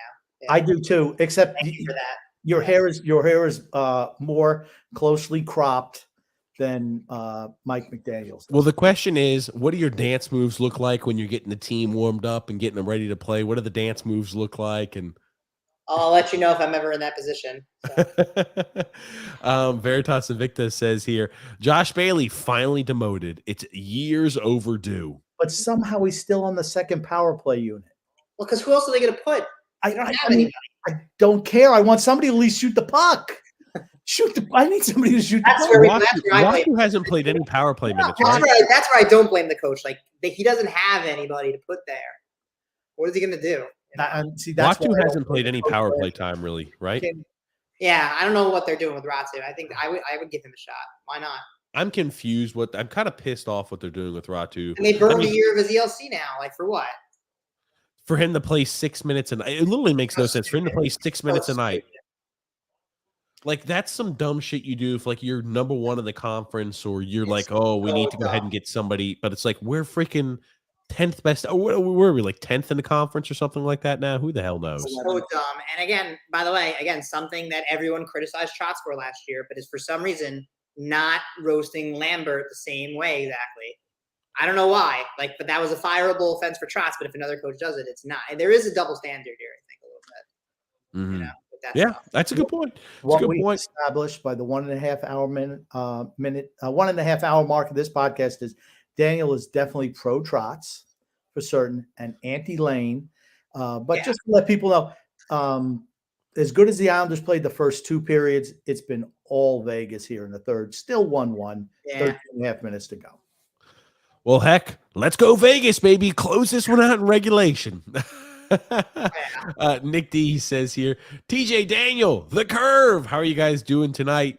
It's barbecue burgers and hot dogs tonight. Oh, man, I'm down for that. He says, go frozen shit here. Or got frozen shit here.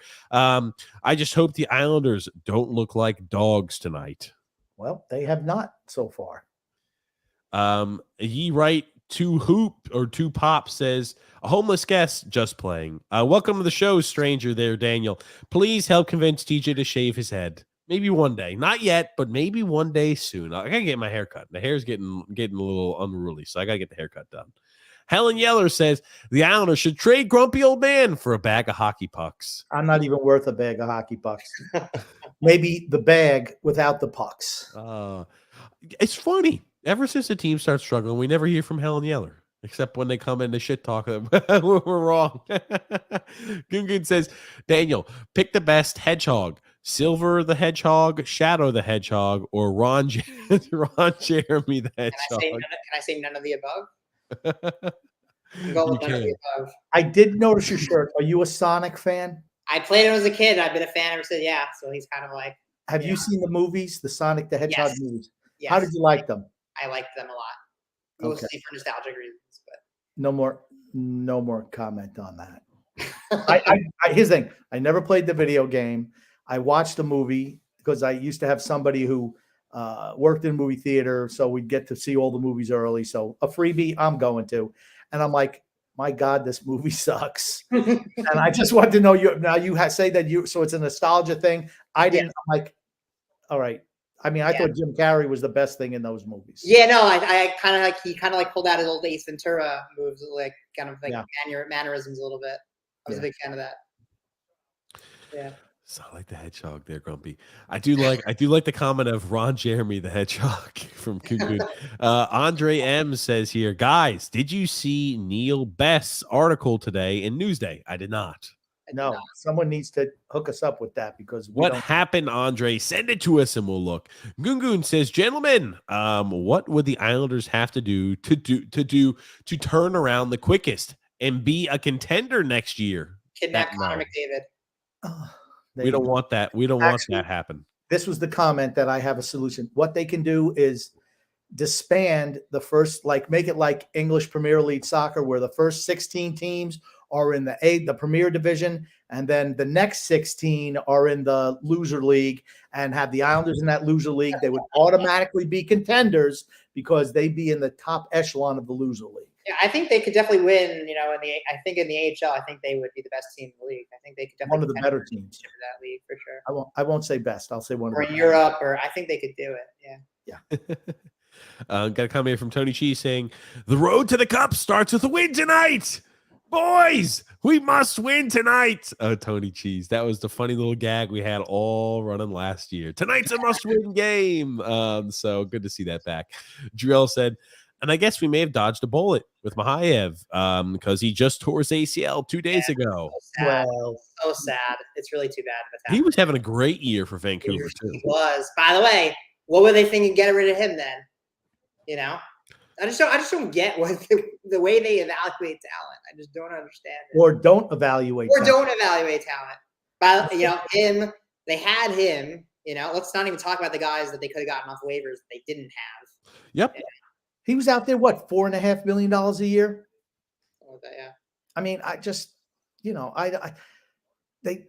not like this team is like Pittsburgh, where you have Malkin and Cross, and Pittsburgh changes all the auxiliary pieces every year. But I mean, it's like or even like Tampa Bay, they kept the same team together for how many years? Right. They were just loaded with talent. That's when you don't break a team up. We've never been loaded with talent. No, they've never been. There was a very clear window when they were a piece or two away, and they just didn't even bother to get the piece or two. And so now they are where they are. They're not a dynastic. They are not a dynastic team. Right. Actually, I was going to say it was more like the door because I can't think of a window uh, comparison to make. It was like the door, but even when the door was open, it still had the chain on it. So maybe Yeah, they right. were No, not. they were like a one-off. They were like the Blues. If they were going to win a cup, they'd be like the Blues. They're not the Kings. They're not the Penguins. They're not the Blackhawks. They're a one-off championship team, but they could have won it once. I really do think. Had they played their cards right, they could have won. And and it's worth mentioning, if the Lightning didn't exist, the Islanders would have won back-to-back Stanley Cups. But that's neither here nor there. You know, Like, and we talk about even like the waivers of this year. Who the hell was that? Tolavainen for who was picked up by the Seattle Kraken. He was a guy 23 years old. Yeah, Tolvanen. Yeah, I couldn't remember anything. But he was a guy 23 years old, waived by the Nashville Predators, an they just ex-first didn't round bother. pick. They just didn't even bother. I just don't know what Seattle they're thinking. picks him up. What does he have? He's got like 7 goals and a few assists and like 13 And he was a highly touted prospect at first. Yeah. You know, like this guy that is upside. I just don't know what they're thinking. I don't get it. They don't have They're a not forward trying to win. They're because not trying to get better. it's because they have a GM who's 80 years old. That's the reason. He only believes in his little small group of guys, and that's that. Well, how's that working out for him? Not too good. Not too good. For free. Anybody can have a 23-year-old who's played pretty decently for the Kraken. 14 games played, 7 goals, 2 assists. And he was misused in Nashville the whole time. I mean, that was very obvious. You know, but it's just so stupid. Max Power says, "What's up, fellas? The Bedard sweepstakes are in full effect. I just worry that even with a first or a second overall pick, Lou would trade it to the Hawks to get the rights for Patrick Kane." Shaking my head. I don't think he'd do that. I don't think he would. I don't think he wants Patrick Kane on the Islanders. The thing I always worry about is how this ownership group. Daniel, that's a really good point. With the issues that he's had off the ice, he's not a fit. He's not a Lamoriello guy. Yeah. But you know what? At some point in time, Even and if I'm not saying he's the guy you should pick up. You kind of have to look past certain things. Yeah, you do, but they're not in a position where they need to do that. Right, right. I will tell you this here too. You know, the one thing that continually worries me is at least how our ownership group always says, "Oh, we leave the hockey decisions up to the hockey guys. We don't make any of those decisions." I worry about how hands off are they really, and kind of where they need to possibly be a little bit more hands on, if you know what I mean. Yeah, I think they need to at least know enough to know when it's time to pull the plug on a GM that's not getting the job done. Like, I'm fine with them being totally hands off otherwise. You know, we've seen owners that have interfered way too much, and it's bad the other way too. So we don't want that either. Right? We've had owners that have been too hands on. I'll say this here too. We've talked about a few things. Let me kind of change it. Now, the Islanders power play obviously has been miserable as of lately. We're now a 31st best power play in the league, so we're the second worst power play in the league. First best. I kind of think to myself, this, unfortunately, right? I think I've always thought it's been more of a player personnel issue, but I'm really not sure what needs to be done. I know the player personnel obviously needs to improve, but is that something where we could see that the power play starts to head in the right direction? How long does it take for the power play to start, becoming, I'd say, at least average or, serviceable? Because right now it's been terrible. It's been bad all season, except the first 10 game stretch, which we had always talked about on the show, not sustainable. But, what does it take to move the team's power play into a spot to where long-term, right, they could be sustainable kind of from year in, year out, and they could be a spot to where they're serviceable? All new players. Yeah, it's personnel issue for sure. Okay. Just it's the same thing it's always been. Chase Jaycock says here, for Wahlstrom, it's put up or shut up time, piling up the years with very little results, not long before he becomes Pavillier Part 2. Well, in his defense for this year, he's been hurt.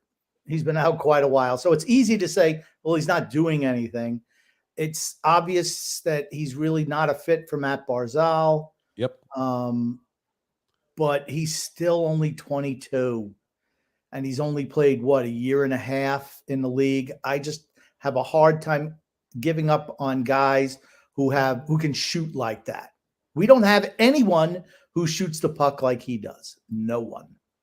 But if he never scores, what good is it that he can shoot well? I think he's a better He doesn't fit ever for a guy shoot. like, What does it matter if he can shoot? If he I doesn't, think he's a better fit for a guy like Brock Nelson, a Or guy who's not predicated on speed. He just, yes, agreed. and again, like I look at how Anders Lee, he's, bad contract aside, he's a guy that is serviceable for a certain role. Anders Lee never works with Matt Barzal, and they're like water and oil.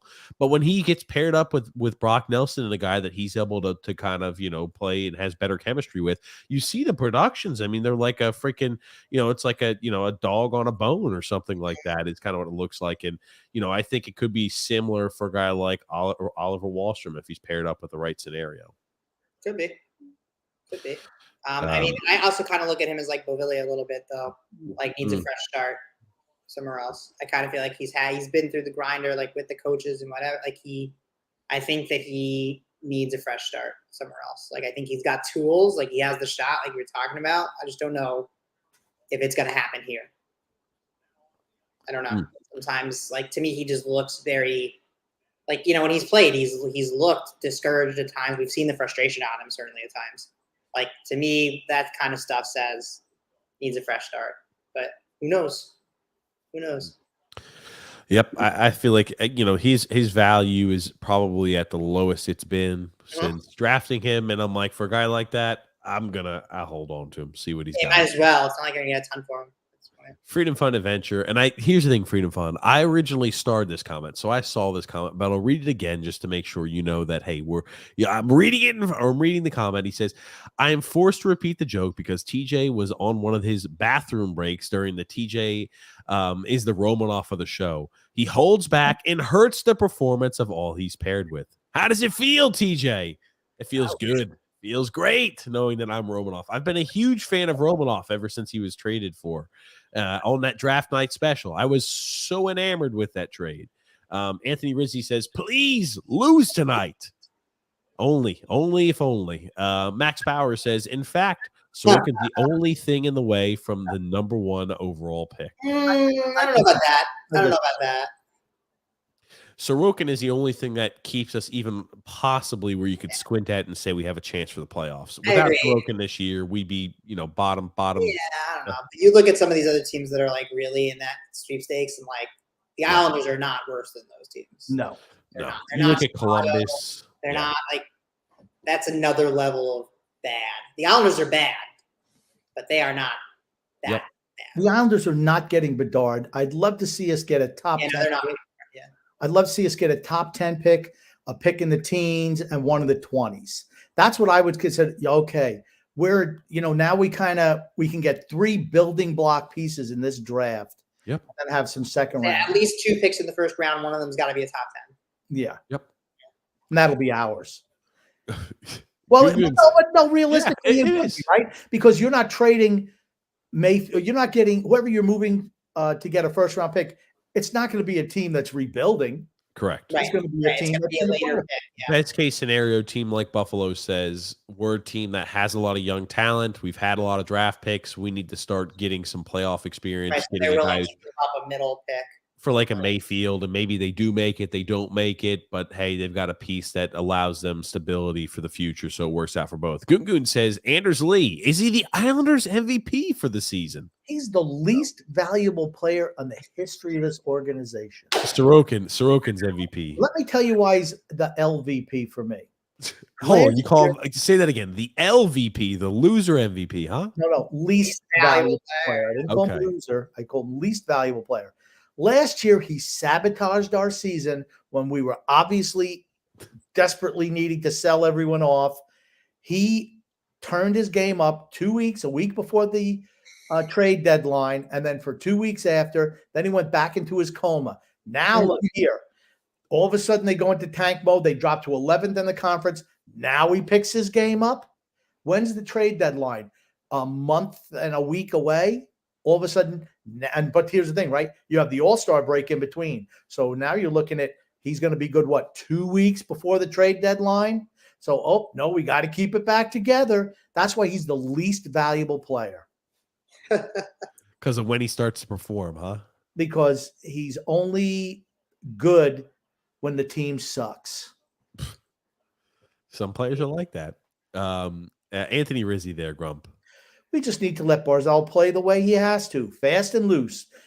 His line needs to be 100% offense. Have the other three lines balanced. It's the only way to get match performance out of him. The only way to get match performance out of him is to have guys who can skate with him. That's what he needs. He doesn't need plotters. Here's the thing. It's like putting Secretariat with two plow horses on the other wings. I mean, seriously, it was in this game today. He comes in, it's 1-on-4. No one else even comes into the zone. He's dipping around, and then finally somebody a half an hour later comes into the zone. He hits him with the pass. They miss the net. He needs someone who can skate with him. That's that's why I wanted Johnny Gaudreau, right? You know, I was wetting myself over Johnny Gaudreau this offseason. I wanted him because I thought he'd be a perfect match with Matt Barzal. He would have been. You saw, and here's the thing, you see when Casey, before he was injured, right? You saw him with Casey. And Casey, what did Casey do? He busted his butt up and down. He passed to Barzal. He gets the pass back. He shoots. He scores. Those are the type of guys you need with Matt Barzal. I wanted to trade Barzal for Mark Scheifele over the offseason, but it's a different. That's not happening. Not now. Secretariat with two plow horses. I like that. Secretary with two plow horses. Freedom Fund Adventure says the meaningless win last night dropped the Islanders from 10th to 12th in draft position. Didn't a meaningless win end up netting the Islanders Scott Sissons at 6th overall instead of Yager at 5th overall? It sure did. I cannot remember if it was one loss or whatever, but yeah, that was like a 5-player draft. And it seems like that always happens with 4-player drafts, we're picking 5th.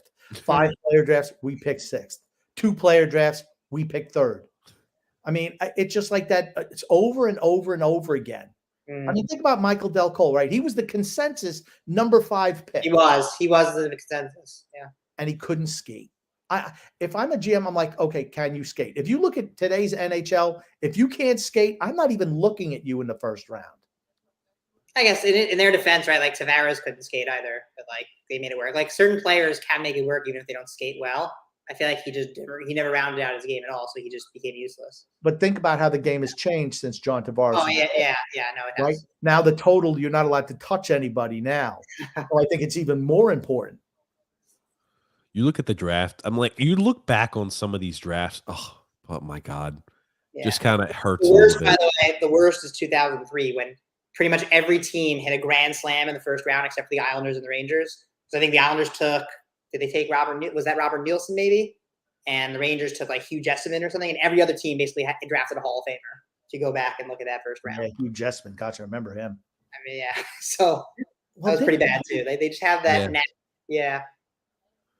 That's right. Parise went 17th. Getzlaff, 19th. And that was the year that Milbury wouldn't draft Parise because he was too tightly tied with Zach Parise, and he wanted to break all ties with the old Islander teams. I've noticed one thing.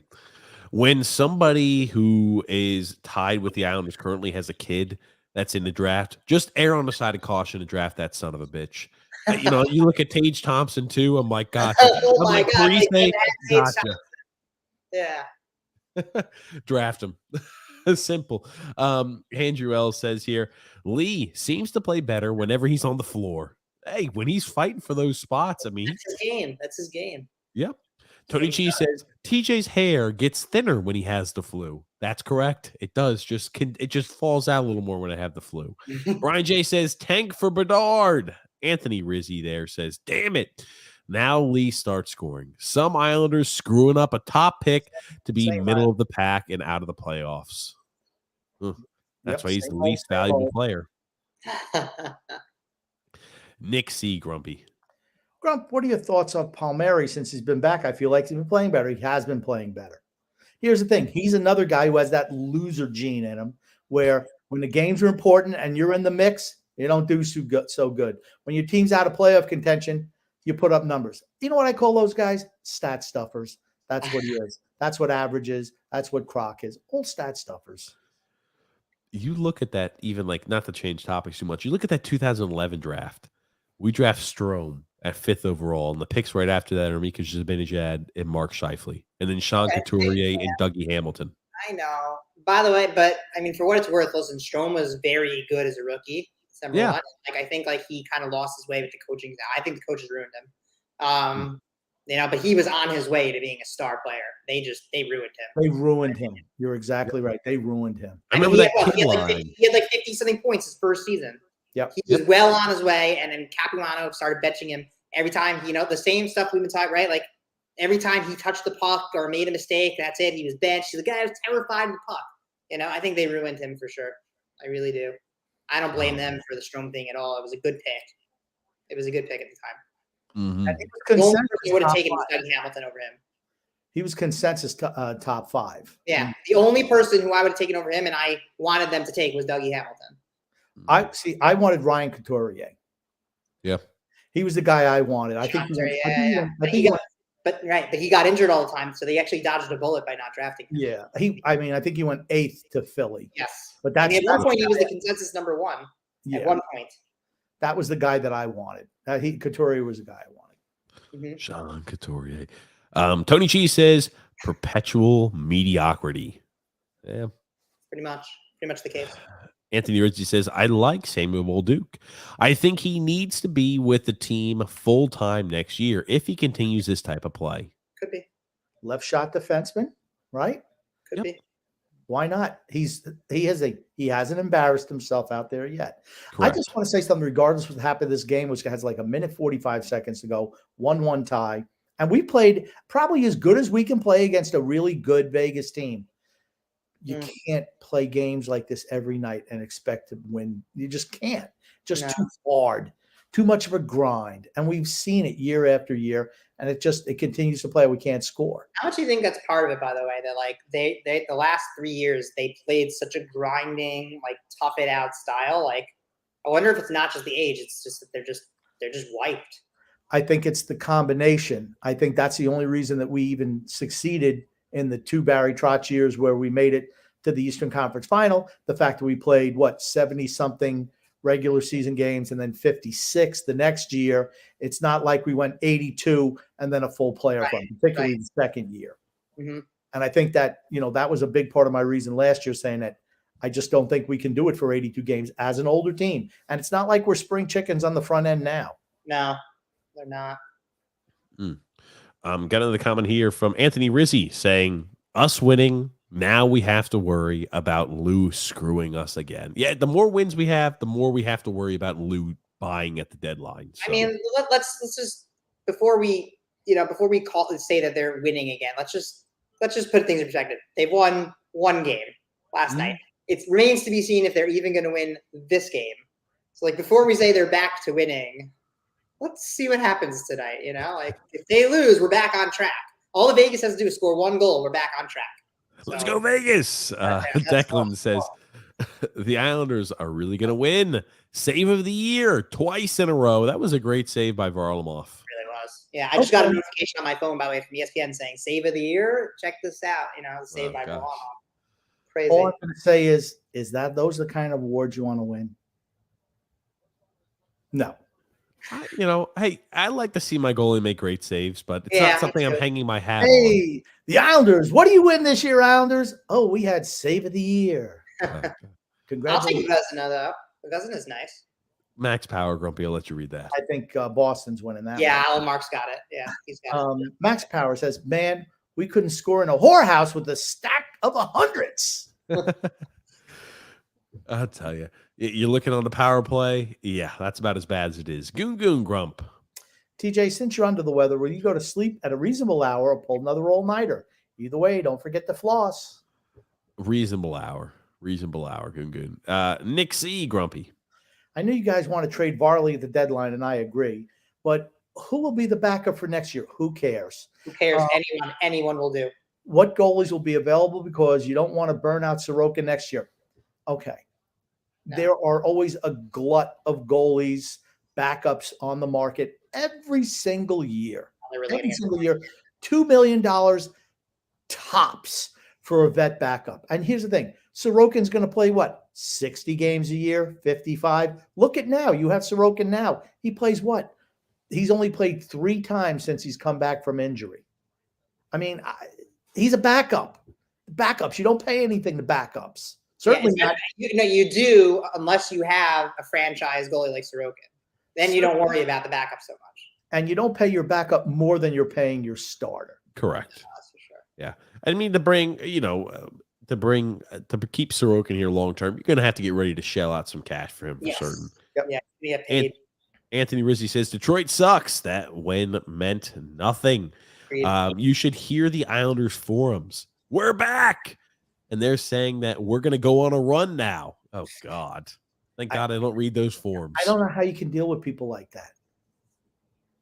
You just came off losing 6 games in a row. You beat a really crappy Detroit team on the second half of a back-to-back, and they had to cross over from Canada to the United States. That's no picnic.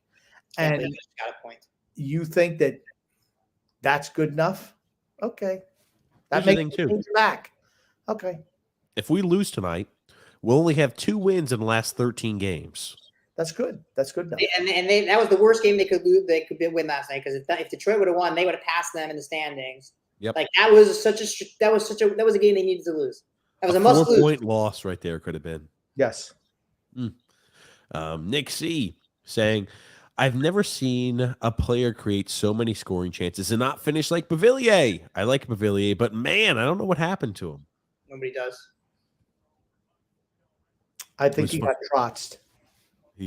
He just needs a change of scenery. He just needs a change. Guys, we said that about him. It's like at least 3. Yeah. Tony Cheese. Other than the Devils GM, do you think other GMs even have a way to contact Lou? No. You don't think every NHL team has a fax machine in their office?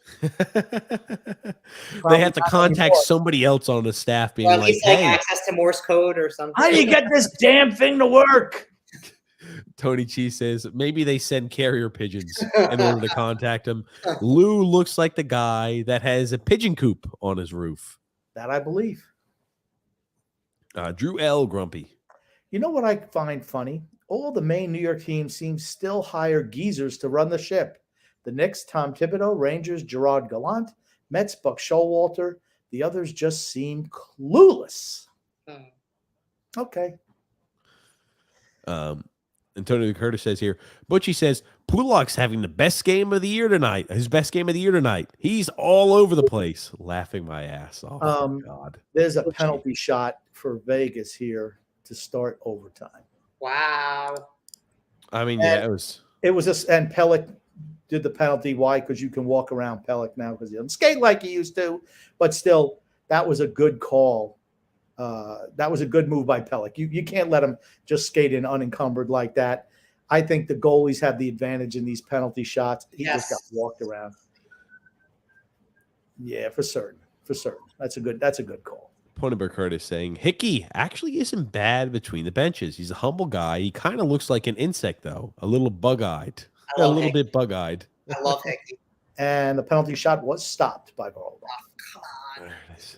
The guy kind of lost it on his stick as he got in a little bit tight. Yeah, my God. And all he could do was throw 5-hole. Ugh. That was a shitty attempt. Michael Boucher says, hey, guys, I'd say let's flip Nelson for a first and a second. Maybe we could trade Varlamov for a first. Take that first and flip it for a winger and roll the dice. See, that's none of that. Not but that even if they get in the playoffs, where to what end? They're not winning the championship. And maybe we can get Tarasenko for a third. No, thank you. Tarasenko's a team. They're not a Stanley Cup team. They're just Maybe we can make the playoffs. No, Michael. Resist when you resist what is. That's when suffering begins. Why would you do the third for Tarasenko? Tarasenko is going to be 31. He's unrestricted at the end of the year. Why would you make that move? The time to get Tarasenko was 2 years ago when they, or like even last year, when they wouldn't do it. To get him. Yep. For whatever reason they chose not to get him, which I still don't understand. But ooh, okay. And looking here, this one, AP says Varlamov has been glorious tonight. We should move him as soon as possible. Yeah, agreed. He might have his best value, his highest value right now. That's right. Apex Legends says Kyle Iposo, Franz Nielsen, and Tavares, the 3 guys they let walk when they should have traded them for assets. Agreed. Yep. Agreed. The Islanders are an incompetent franchise, a total joke. Agreed, by the way, especially on Tavares. Yes. Because they should have at some point said to, I'm sure they had many conversations with him, and they should have said at some point, If Tavares was not willing to give them a commitment to signing a long-term contract, but even no matter how much he said, and that's where I blame them more than I blame Tavares, because he could have said, I want to play here and everything, and she did. I'm like, who cares? The Islanders could have said, that's nice, John, but without a commitment, we have to do what's best for the organization, and we have to trade you and make sure we don't let you walk for free. And they chose not to do that, and then they were caught with their pants down. And that is their fault and their fault alone. Yeah, they offered him how many contracts for over how many years? And I want to wait. We'll wait till the offseason. Wait till it eventually You comes. can't do that. You got to think what's best for the organization. Yep. Tony G says here, Romanov does look like he lost a fight by the flagpole at 3:00. Oh gosh. Yeah, it didn't look too good. Credit to him out there. I think Romanov has a little ketchup stain on the side of his lips. That's what it is, a little ketchup stain. Missing a few chiclets, too. Drew says here, when is Bavilier going to go MILF hunting, Grumpy? Because this team needs it at this point. My gosh, what a snoozer of a game. I think they should give Anna Kendrick season tickets for the rest of the year. Have her come games. That would I think boost the I think that would get him going. Yeah. There it is. Freedom Fun Adventure, Grumpy. Keepers: Sorokin, Barzal, Dobson, Wallstrom, Johnston, Cizikas, Pajot, Romanov, Bulldog, DeFore, Pellick, if he's 100% passing, Bullock. Might be missing a few. Daniel, name ideal fits to acquire. Wow, that's okay. Well, yeah, I think first, there's too many guys on the keeper list. Too many guys. Yeah, I don't agree with a good chunk of these, but I mean, some of them yes, some of them no. I think some of the fits, it's tough to say. I mean, I think right now you gotta really focus, at least for this particular off season right now, or this particular trade deadline, you got to focus on draft capital. Yep. Clearing cap space and then draft capital, and then free agency. I think you got to be proactive. I think that's really what it comes down to. I think they do need to really aim for younger, more mobile forwards, though. I think as we've talked about, right? They need more guys that can skate because they don't have the foot speed, and Barzal is just kind of skating there around the zone, So I think that's what they need to focus on. Yeah. In terms of specific players, we need to think about it a little longer just because I think we have to see how things are going to shake out, who's really going to be available. We had mentioned it too. Now is not the time they're going to get those players, but, ask me again in a few months and I'll have more specifics. If you start to transition away, depending on how many guys you start to transition away from, we'd always talked about, hey, we want to be a younger team. You have the ability to sign a guy like Match Pacioretty for a 1-year deal or anything like that. Oh, gosh, there it is. Matt Barzal with an overtime winner. But, yeah, so the Islanders find a way to win tonight. He can shoot the puck. He just doesn't. He can shoot the puck. He just doesn't. That's what he needs to do more. Shoot the puck more. Shoot the puck more. Top shelf, too. Good shot. And he was from distance. That was from distance. That's a great shot. Here's the shitty thing. Look at them. My God. Oh. It's just, oh, fuck. All this does is it just prolongs the inevitable. So dumb. It's just so dumb. I mean, the players, this is their livelihood. They're always going to try hard. But as fans, you shouldn't be celebrating a win. At least I'm not. I'm not in a space where I'm celebrating wins anymore. Sorry. Here's the thing. If we're winning games, you know who I want to look good? Matt Barzal, Ilya Sorokin, Noah Dobson. Those are the guys I want to look good. Apex Legend says, I'm a full-blooded Italian, and I absolutely reject Lou as I have no idea. Paisano, whatever that is. And let me just say this now. This is typical Islanders too, right? All of a sudden, we're starting to roll. Got a 2-game winning streak going. It's just such a false sense of. And now we go to All-Star break. So all that momentum will be lost by the time they come back. Just dumb.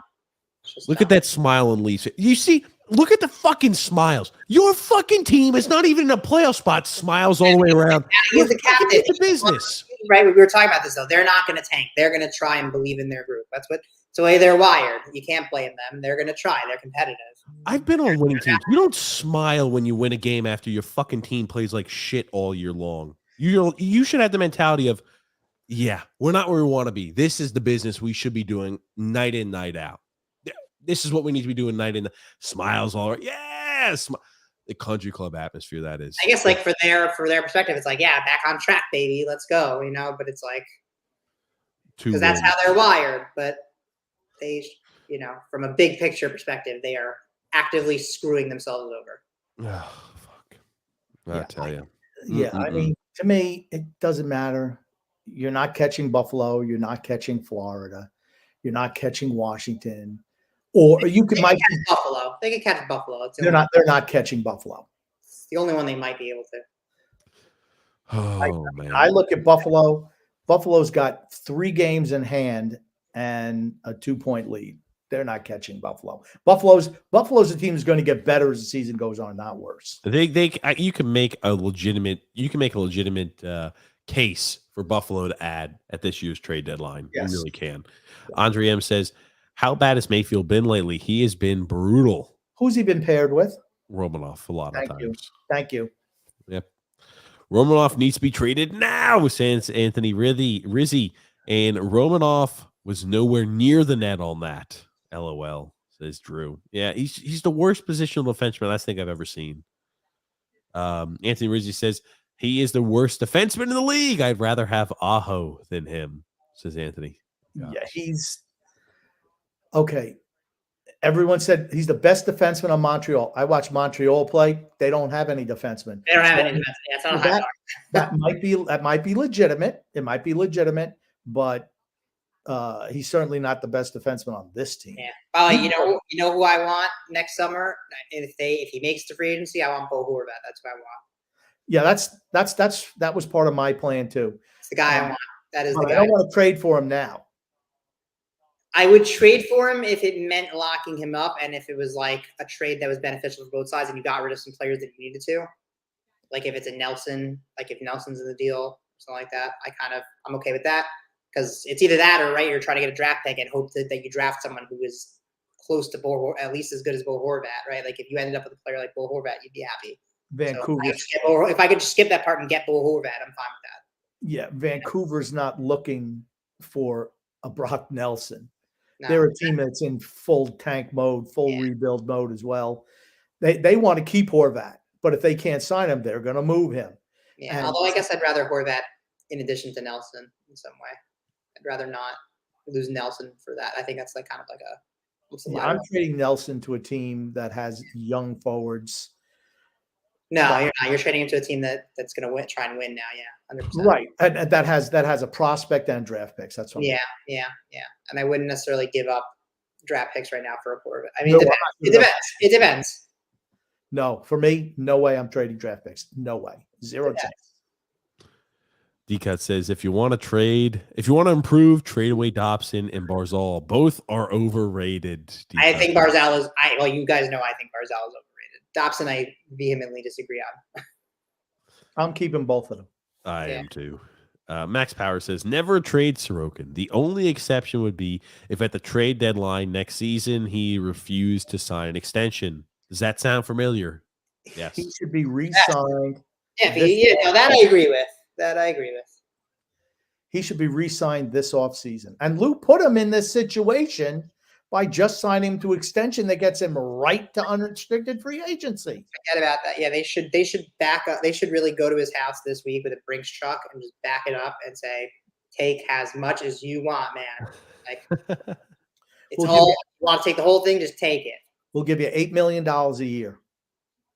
That's because he's the franchise player. That's right.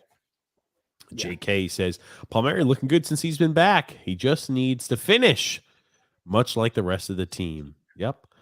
And I disagree with Daniel on the coaching on firing coaching staff. This core has been lazy, inconsistent, soft, and underperformed under 4 coaches and 2 general managers. Not the coach, it's the players. True. I mean, they went to 2 Eastern Conference Finals, so I don't know how we can necessarily say that that's been the case the entire time, but I hear what you're saying. I think a lot of it has to do with that makes the coach good. The team bought in. They hated the us against them mentality. Yeah, I think they totally bought into Trotz. I disagree. Like, I think they bought into Trotz 100% until the end. I don't think they were lazy at all under Trotz. They were the hardest working team in the NHL. It's the opposite, actually. I think the first playoff run, yes. The second one, we were lucky as hell. But every playoff run is an element of luck. Yeah, I was going to say, we said the same thing about the Rangers. They ran across two ridiculous. Like, you look at our last one. Yeah, sure. I don't say that again. I just say, you know what? The Rangers, they haven't won anything either. I don't look at the Rangers as anything special. No, but they're closer to winning something the Islanders are right now. Well, you're better than we are, but that's not saying much. Oh, Everybody's better than we are. Shay says, I'm only trading Sorokin if he tells Lou that he will not resign with the team. I don't want another Tavares situation. Yep. D-Cut says, fire TJ, hire D-Cut, as always. Drew L. Grumpy. TJ, I heard that when you wear sleeves whilst being sick, you actually are able to sweat the sickness out quicker. So if I were you, I wouldn't wear your signature tank and pasty arms to tomorrow's show. You see, I've got my sleeves on right now, so maybe I'll wear sleeves tomorrow. JK says, Varlamov trying to increase his trade value. Right, Lou? Right? Little winky face. We can only hope. Tony Cheese says, we're moving up in the world, boys. 2 ads, I guess. Very true. And TJ stole Grumpy's free headphones. That's exactly right. That's it. Let me tell you something. Whenever there's a gift, I never see it. Not once. TJ gets all the gifts, not me. Me, nothing. I'm just here every night on time, ready to start the show. Hold on. We don't get any gifts from any of these companies, Grump. TJ's got gifts. Drew L. Grumpy. Can confirm, other than AirPods, Raycons are the best headphones on the market. The everyday work earbuds are the best ones because they have like 3 different modes. Like I said, that's important. It's very, very important, supposedly. And Aho has exceeded my expectations this year, says Jake. I did not like him last year, but he's played well overall. I'm fine with him as a bottom pairing defenseman. Who said that last year and 2 years ago? Anyone you know, TJ? I don't remember, Grumpy. Remind me. Yeah, you know what? It's not the guy who got the Raycon headsets or the Manscaped stuff or anything else. That's for certain. Oh God. D-Cut all I do is pump out valuable information. TJ, he gets all the rewards, the ill-gotten gains from my hard labor. There it is. D-Cut says, TJ looking for sympathy. Not getting it here, you bald-headed jerk. No sympathy needed. Andrew L says, does TJ think that he's going on a skiing trip in bed? That's what it must have been. That's why I was all bundled up. Yes, the picture. And Franklin the Turtle is suffering with dementia. I assume that's Lou Lamrillo suffering with dementia. Drew L. Grumpy. Honestly, I'd much rather live in TJ's temperature than when my mother puts that stuff up to 76, sometimes 77. It's like a freaking sauna, and I want to die. I could do 67 or 77 in the wintertime. Oh, yeah. Why not? Nice and warm. Warm the house up. Shay says... doesn't do that, by the way. What? You don't put it that high at your house. The lovely Paige puts it where it sets the automatic timer, makes it cold. But Shay says here, oh, by the way, I've been seeing Bruins fans complain about how they need gritty grinders. Maybe they will take some of them off our hands. All of them. They can have all of them. That's right. Every single one. Yeah. Free of charge. I was about to say, I'm willing to trade him. Absolutely. Anthony Rizzi says here, since we're bringing up a few youngsters, I wish we'd bring up Ishikov. Not ready. You don't think he's ready? I haven't watched any of the Bridgeport games. He's not ready yet? Not ready yet. He needs some time. Adam Curtis says, dude, Ishikov's like 5'6". His game's not going to translate to the NHL. That's a bunch of baloney. That may have been true like 25 years ago. But look around, man. Like, look in today's NHL. Look at Goudreau and all these guys, DeBrincat. It's not a valid line of thinking anymore. I look at how good Theo Fleury was back in the day when it was way more physical. Man, way ahead. He would be tremendous in today. He'd be like a more skilled version of Marchand. Yeah. And look at St. Louis. St. Louis also found a way to do it at his height, you know? Yeah. Those were the rare breeds. But today it's very different. It's like the ice capades out there. It's like even Rob Schremp. The defensemen are getting smaller. Yeah. Like the average, it's not uncommon to have like a 5'9", 5'10" defenseman that's more of a puck mover than a big guy, That's the modern NHL. Modern game, it's skill over everything else. Skate, skate, skate. Yeah.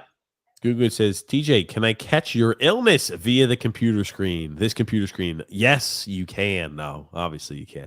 Freedom Find Adventure says, with Palmieri's strong play, could he be traded? It looks like he's playoff ready. I like the assistant general managers in Columbus or in Colorado, I'm sorry, in Tampa. Daniel, is there a guy or two that you have interest in? Talking about general manager, next general manager. I don't know.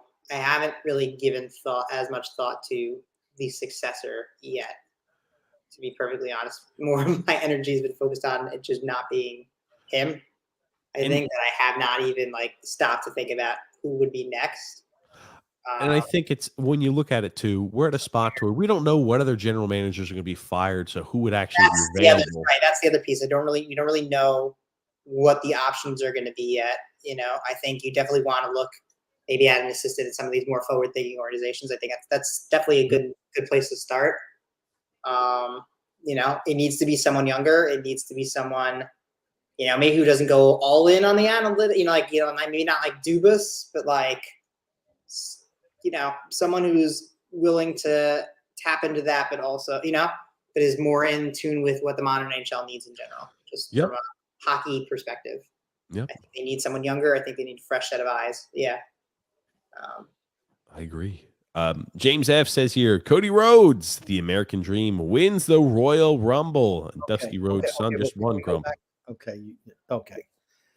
Dusty Rhodes' son just won the Royal Rumble. Now, here's the thing. Dusty Rhodes was the American Dream. So I don't know. Talk about piggybacking off your daddy.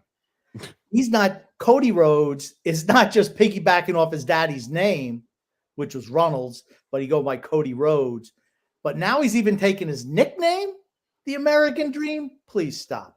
I have more respect for Dustin Rhodes when he played Gold Dust than Cody Rhodes as the American Dream. Mm-hmm. Dusty Rhodes.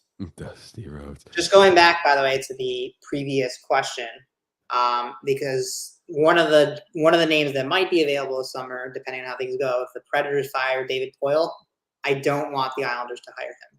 No. I think it's another guy that the game has unfortunately passed by, and I think they just run into a similar issue again.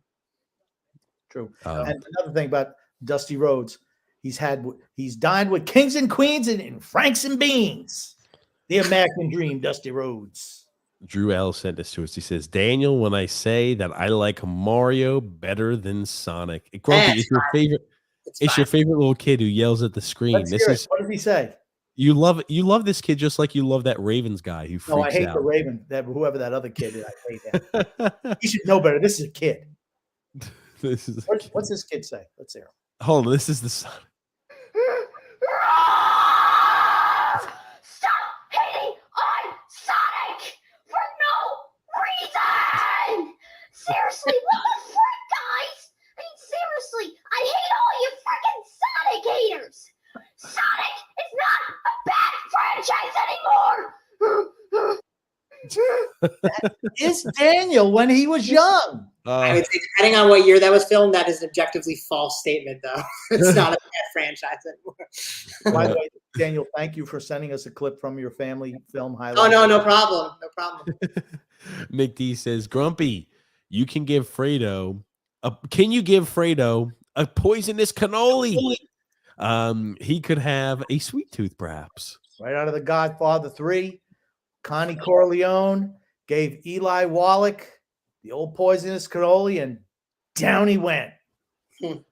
Tony Cheese there, Grumpy. On behalf of Drew and myself, I'm begging for a high-resolution picture of Parka PJ TJ. Maybe soon. Maybe once I get a time to go put it in. But Paulo C, Grumpy.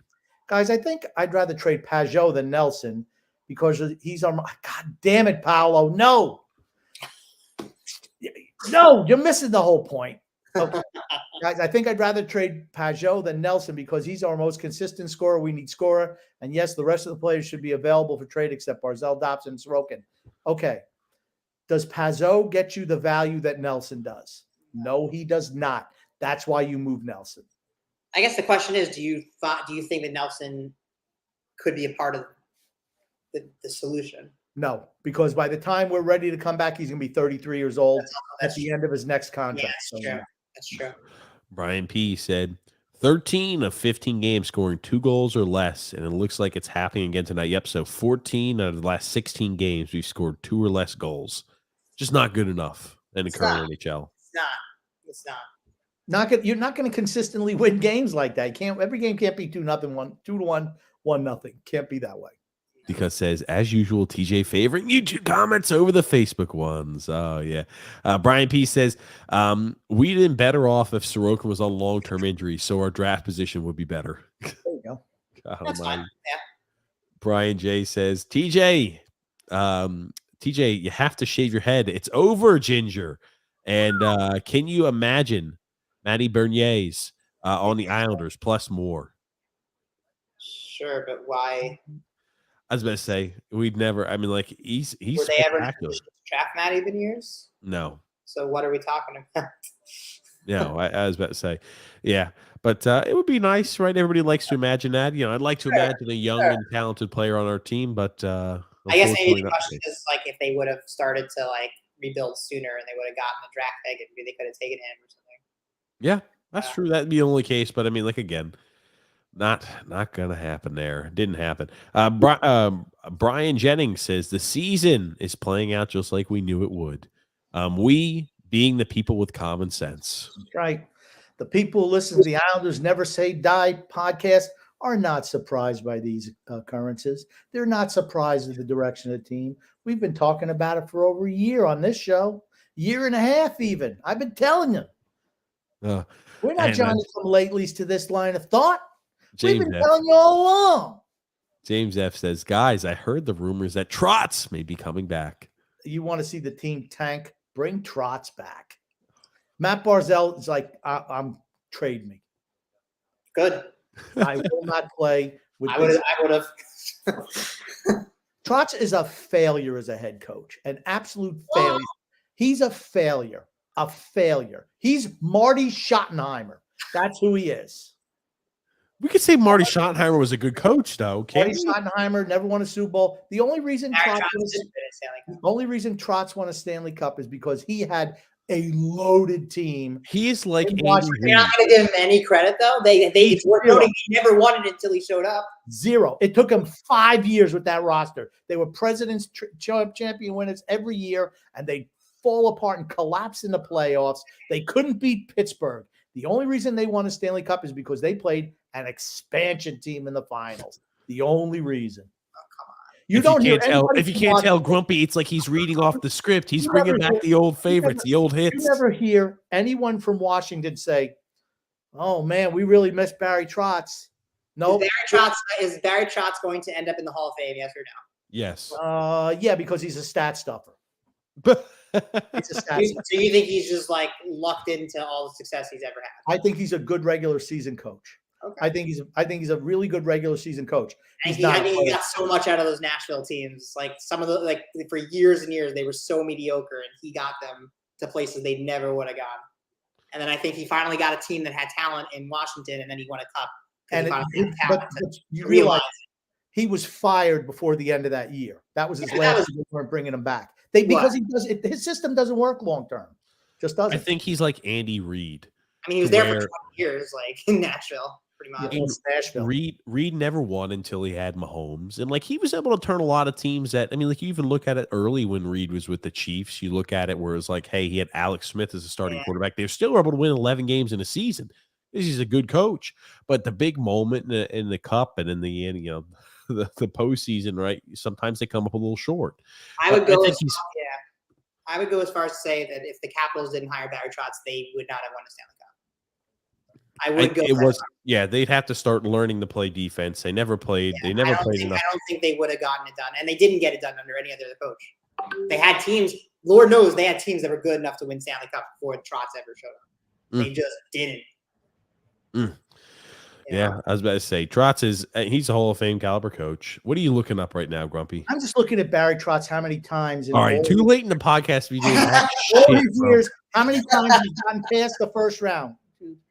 Okay, good. I'll let you go ahead and do that mathematics. James F. said, hey, the coach of the Georgia Bulldogs took a helicopter ride and landed on my high school, Holy Trinity, in Hicksville for a recruitment trip. Oh, there it is. There it is, James. Brian P. said, yep, official. 14 out of the last 16 games, 2 goals or less. Anybody thinks that this team is going to win or going to go on a run needs to put the crack pipe down. Christopher C. says, hi, Daniel. Are you watching Sonic the Hedgehog 3? If it comes out, then Oh my God, I can't imagine making another one of those films. That second one honestly was abysmal. It was hard to watch. I know Jim Carrey's in that movie, right? Yeah, it was the only. I didn't get it. I'm like, this. I'm watching there, and I'm talking to the guy who invited me. I'm like, man, this movie sucks. I'm like, this is the worst movie I've seen in forever. Oh, You would think I hadn't been to a movie in a long time that I'm like, all right, yeah, this is okay. No, I'm like, oh my God, I haven't missed anything. oh gosh. And moving along here, Tony G says, laugh mask off. This is the most depressing overtime win I've seen from you guys. Yes, it is. It's depressing. This is a depressing. Every win right now is depressing because we're giving ourselves false hope, and we're giving this. they need to lose. They need to fall hard. Yep. The general manager cannot have any doubt that selling is a need. Selling is a must. And ownership cannot have any doubt that the general manager currently in power should not be the general manager going forward. Yep. Anthony Rizzi says, way to F it up, Barzal. Yeah. And then F Vegas. They're inevitable. It's coming to never winning a Stanley Cup and still overpaying for people like Jack Eichel. You're not winning, Vegas. You need to sell too. I don't agree with that at all. I don't agree with that at all. Brian J said 3 untouchables, Matt Barzal, Noah Dobson, Sorokin. The rest are pylons. 100% agree. The way you spelled pylons was more like pelon, like Rich Pelon. I saw that too. I'm like, but in a way, that's kind of the same thing, I guess. Like we know our audience. Grumpy Bear Richmond. As Grumpy said, the cul-de-sac crew goes back to their mansions. Would you be that upset? No, there's no accountability for this team. No one loses their job when they play like shit. We make the playoffs, great. We don't make the playoffs, that's okay too. It's all right. We're not getting traded. It's like okay, you're drafted or you play, you never leave. Who doesn't want to leave? No one. It's funny because like Lulu used to be like the GM that hell there was the most accountability ever. Now it's like no. That was his thing. It was accountability. And he says that is what complacency will do. Exactly. No competition, no nothing. I want Pasta if he reaches free agency. He's not reaching free agency. No. He won't. Complacency equals perpetual mediocrity, says Tony Cheese. JK says, I can't believe Varlamov got the 3rd star. He deserved the 1st star and a nice draft pick in return. They gave Barzal the 1st star? Yeah, Barzal 1st star. He scores the overtime goal. The overtime winner, you're giving him the 1st star. But who was 2nd star? It was Anders Lee. Yeah. Oh, it shouldn't have been Lee. No. Absolutely shouldn't have been Lee. It should have been Varlamov. Yeah, Varlamov 2nd star, Lee 3rd star, I guess. Yeah. Paulo C. Yeah. Paulo C. Grumpy. I've said this for the last 4 years now. Barzal has to shoot a lot more as long as he's playing for this team because we don't have the scores. So he's in the scoring position. He has to shoot. He absolutely has to shoot the puck more. And he's got a really good shot. But you know what? Here's the thing. Guys don't, now in overtime guys don't lay off him when he has the puck. And that should be an advantage to everyone else around him. I think that goes into his mindset to pass first is he sees 2-3 guys coming at him. Somebody should be open, maybe 30 or 40 steps behind, but someone should be open. Today in overtime, he took it. They all backed off. He took the shot. He scored. Mm-hmm. Here it is. Got Shay says Varley's value after tonight's game up and up. JK says that's an image I want to see. Grumpy smiling, knowing that he gets a Manscaped men's hair grooming device instead of TJ. Oh, God. Yeah.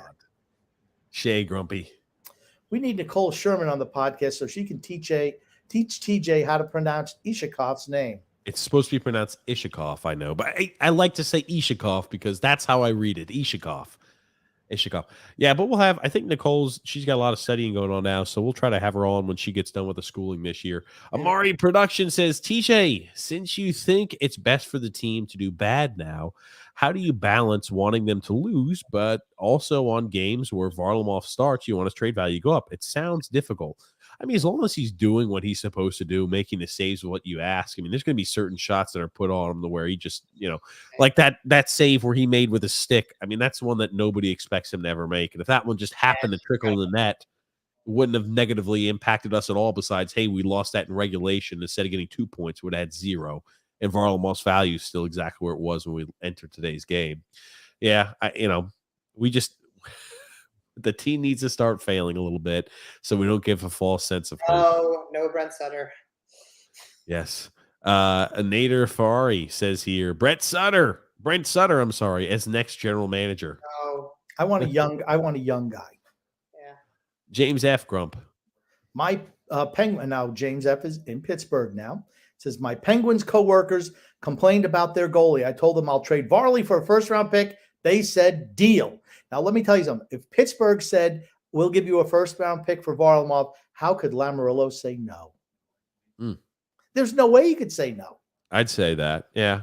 Oh, shit, though. If this madman thinks that we can make the postseason, he's not. Because you look at our February schedule. We play a lot of shitty teams in February. This is what I worry about. We play a lot of we talked about the tough portion of our schedule. Over the tough portion of our schedule, we had 3 wins in 13 games. And now we're playing some shitty teams. Here's the only thing we can hope for. We go mediocre or average against a shitty team, so we continue to stay out of the playoff picture. Because if we're in a playoff spot, he will buy at the deadline. I'll pop up the schedule real quick. But they can't even be close to it, because even if they're close to playoffs, but he'll say, I'll buy, because we might be able to get into a playoffs. They need to be out of it. They need to be out of the race. This show is going to be toxic if he trades a first-round draft pick. It is.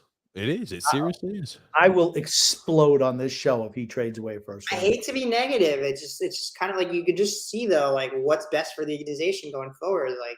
It's really just comes down to that, I understand that it's not what people want to hear. People don't like it, but if we're looking here at the schedule, we've got the Flyers on the first game back after the All-Star break. On the 6th, we've got the Seattle Kraken, who's a good team. Flyers are bad. The Vancouver Canucks. They suck. Then we got the Montreal Canadiens, the Ottawa Senators. I mean, those are really, you're looking at those teams right here. They're 4 winnable games. They're going to win a lot of these games. 4 winnable games over a 5-game stretch. Then we get to some tougher Penguins, Bruins, Penguins, Bruins, Penguins, Jets. That's a tough portion. The Kings are an okay team. The Jets, the Wild are tough. Yeah. But that deadline starts getting near. We play the Red Wings, the Sabres, the Penguins, the Capitals. Those Penguin games, we play the Penguins 3 times before the trade deadline. We'll have to hope we're losing in regulation every one of those games. I just know that on paper, they don't know if they're bad enough to really be that bad. I think on paper, they just are mediocre. That's the problem. They're too mediocre to be worse than that. And we had some hope because they lost that. They had that huge losing stretch now. But if they get back to just win 1, lose 1, win 1, lose 1, that's not good. Nope. No. Absolutely not.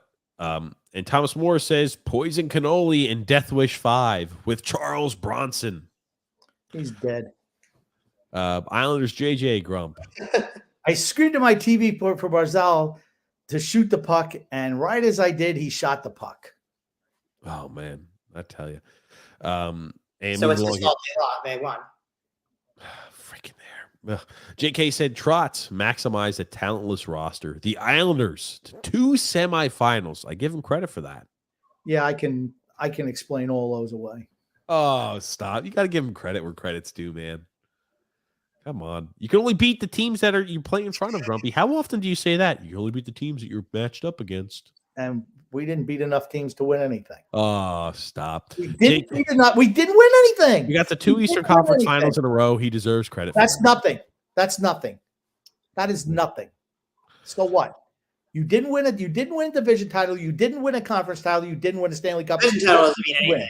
I mean, the division title doesn't mean anything because you could win the division and just lose in the first round. I would just feel better if you could say, hey, Barry Trotz, what do you hang your hat on for the Islanders? What did you win? 2 straight Eastern Conference finals with a team that had no business getting there. So they were within a goal away from making the Stanley Cup.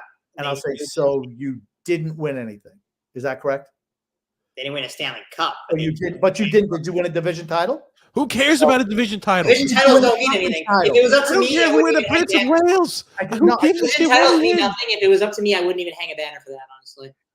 Like, who cares? That's my whole thing. Did you The win- Kings never won a division in all their years winning championships. They didn't win the division once. I'd rather win a cup than a division championship. Division championships don't mean anything. By the way, I'd rather make it to 2 Eastern Conference Finals than win two division championships. But you know what?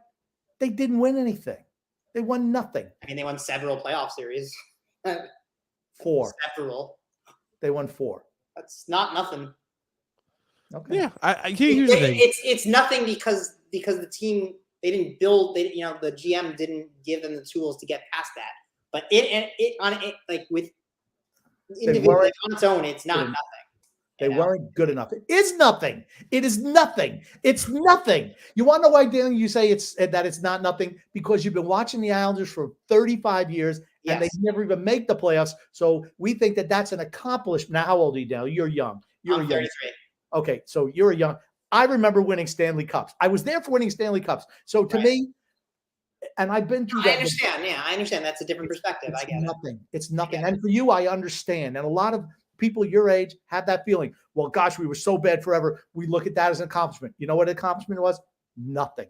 I mean, I'm not happy about it. I'm not happy they didn't get past that point. I think there's two things here. There's viewing that as an accomplishment, and then they're saying, I'm content with that, even though they could have done more. Me saying it's not nothing is not me saying that they couldn't have done more or that I'm not upset that they didn't get over the hump. Those are two different things to me. When we look back at the history of the Islanders, I will say it was a wasted opportunity. It was nothing. I'll say it was a time to kind of have whimsy belief that the team could maybe win a cup. Because they could have. Yeah. They were never beating Tampa. Right. And especially not if they didn't do anything to make the team better. Here's the thing. Tampa toyed with us. Even the one that they won 7 games, I always tell this story, Daniel. I'm like, one day Stamkos woke up, he looked at the newspaper and he saw this series is tied 2-2. He calls up Vasilevsky. Dude, I had a dream. They got on a conference call, Kucherov, Vasilevsky, Stamkos. He's like, I had a dream that we're tied with the Islanders, the New York freaking Islanders, 2-2 in the Stanley Cup Eastern Conference Finals. I can't believe. And they're like, dude, I had the same dream. And then they said, holy shit. So they beat us 8-0. Okay. Then we win the game there. And then it's more than that. I think you have to consider the fact that the Islanders defense was so good that an offense like Tampa's was actually kept at bay. That's how good the Islanders were defensively. And I think if they had another piece, if they had like Artemi Panarin on that roster, their defense was holding Tampa back. Okay. Tampa couldn't do all the things it did against other teams because the Islanders were so staunch defensively. So the Islanders didn't need to be a star-laden team to beat Tampa. They just needed 1 or 2 more guys because everything else worked in their favor. They were able to neutralize Tampa Bay, but they did not have that little extra bit that could have gotten them past them. Because they were right there. And it wasn't an accident that it went 7. They neutralized Tampa. But it doesn't, if you neutralize your opponent, you still have to do something about that. You still have to take advantage of the situation and be able to land that winning punch after you've neutralized your opponent. And they couldn't because they just didn't have that piece. And they didn't bother to go out. After the first time it happened, that should have been the lesson. Okay, we didn't do it. So we just need 1 more piece. But they ran it back. And then it happened again. And then the third offseason, after this has happened twice now, you'd think, oh, that's the lesson. But then, no, they still fucking run it back. And then not only do they run it back, but they run into injuries and they get worse. So, I don't know. I think they were close. I don't think it was an accident. But I also agree with you that ultimately they didn't get over the hump. And so we have to be disappointed ultimately.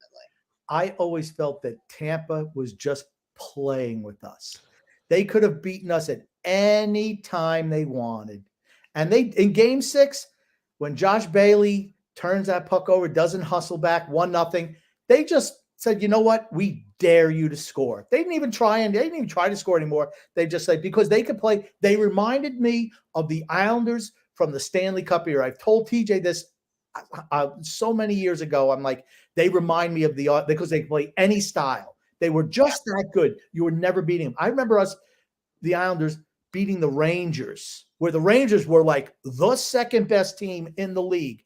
Do you think anyone talks about those Ranger teams? No, they do not. Because you know what the Rangers team won? Those Rangers team won? Absolutely nothing. So I agree. don't talk about We're not going to look back as this is like us as a great team or anything. But I think that you have to at least say we would say it is an accomplishment. We could be disappointed that it didn't turn into more and be upset that it should have turned into more. But I think like it's not nothing. It's just not something more than that. I think the accomplishment was, okay, you pulled yourself out of the doldrums for a couple of years. And that's what it's turned out to be. Yeah, but it should have become more. They could have turned it into more. That's what I'm upset about. For a couple of years, you weren't a doormat. That's what I think the difference. That's what I think it'll be known as. But think about, we were doormat for how many years? You could also just make the playoffs for several years and no longer be a doormat. A doormat means like you're a lottery team every year, right? So like you don't have to take not being a doormat. You don't have to take that as far as going to Eastern Conference Final, right? You could just be a playoff team, and you're not a doormat anymore. They took it a step further. They were right there.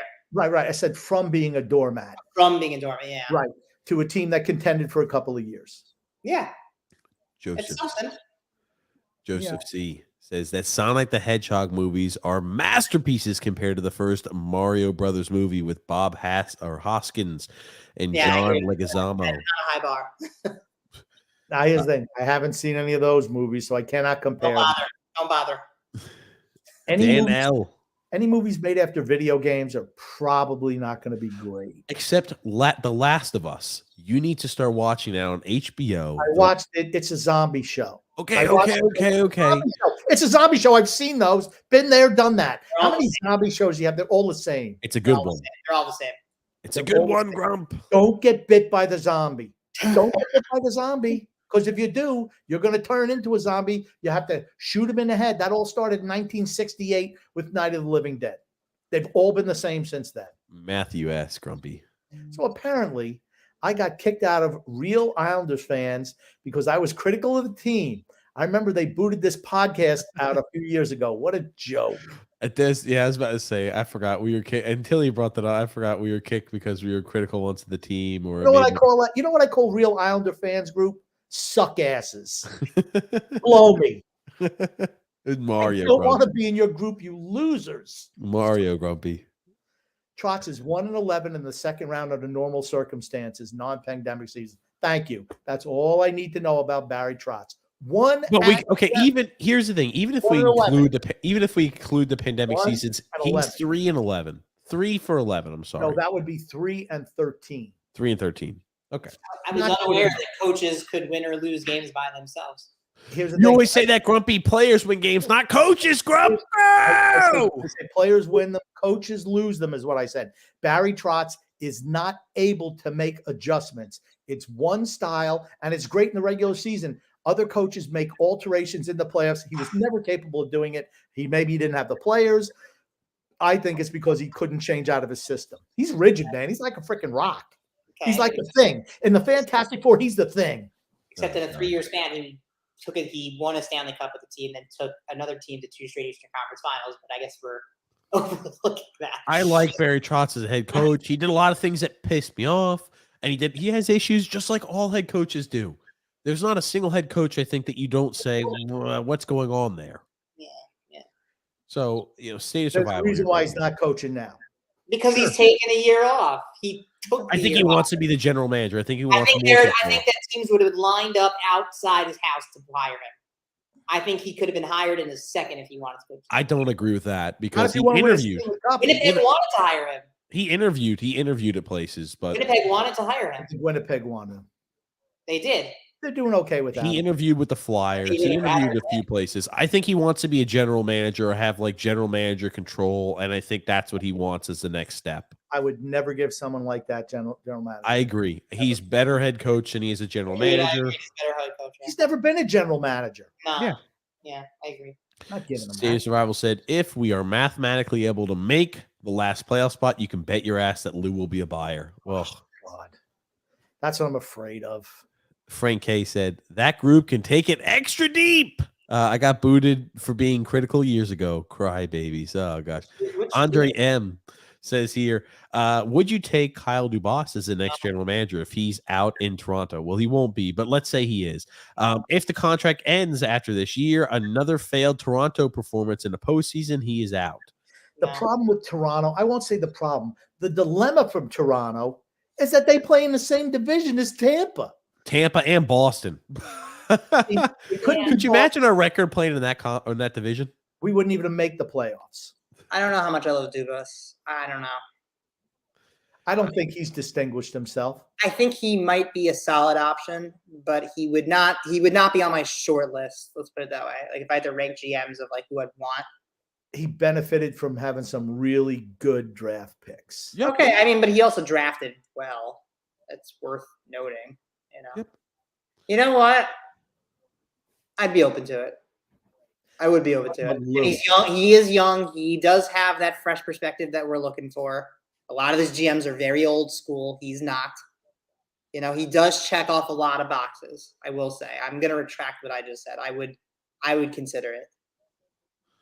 I'm going to comment here from Tony Cheese saying, when my dad watches hockey, he also screams at the TV, shoot the damn puck. That's you, Grumpy. You're that same person. I am absolutely that guy.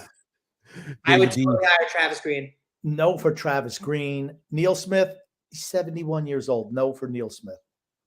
30 years ago, yes for Neil Smith. Now, no. Daniel's saying, curious as to why so high on Travis Green. He seems like, his tenure in Vancouver was not great. What did he show you that makes you think that he'll work as as a head coach?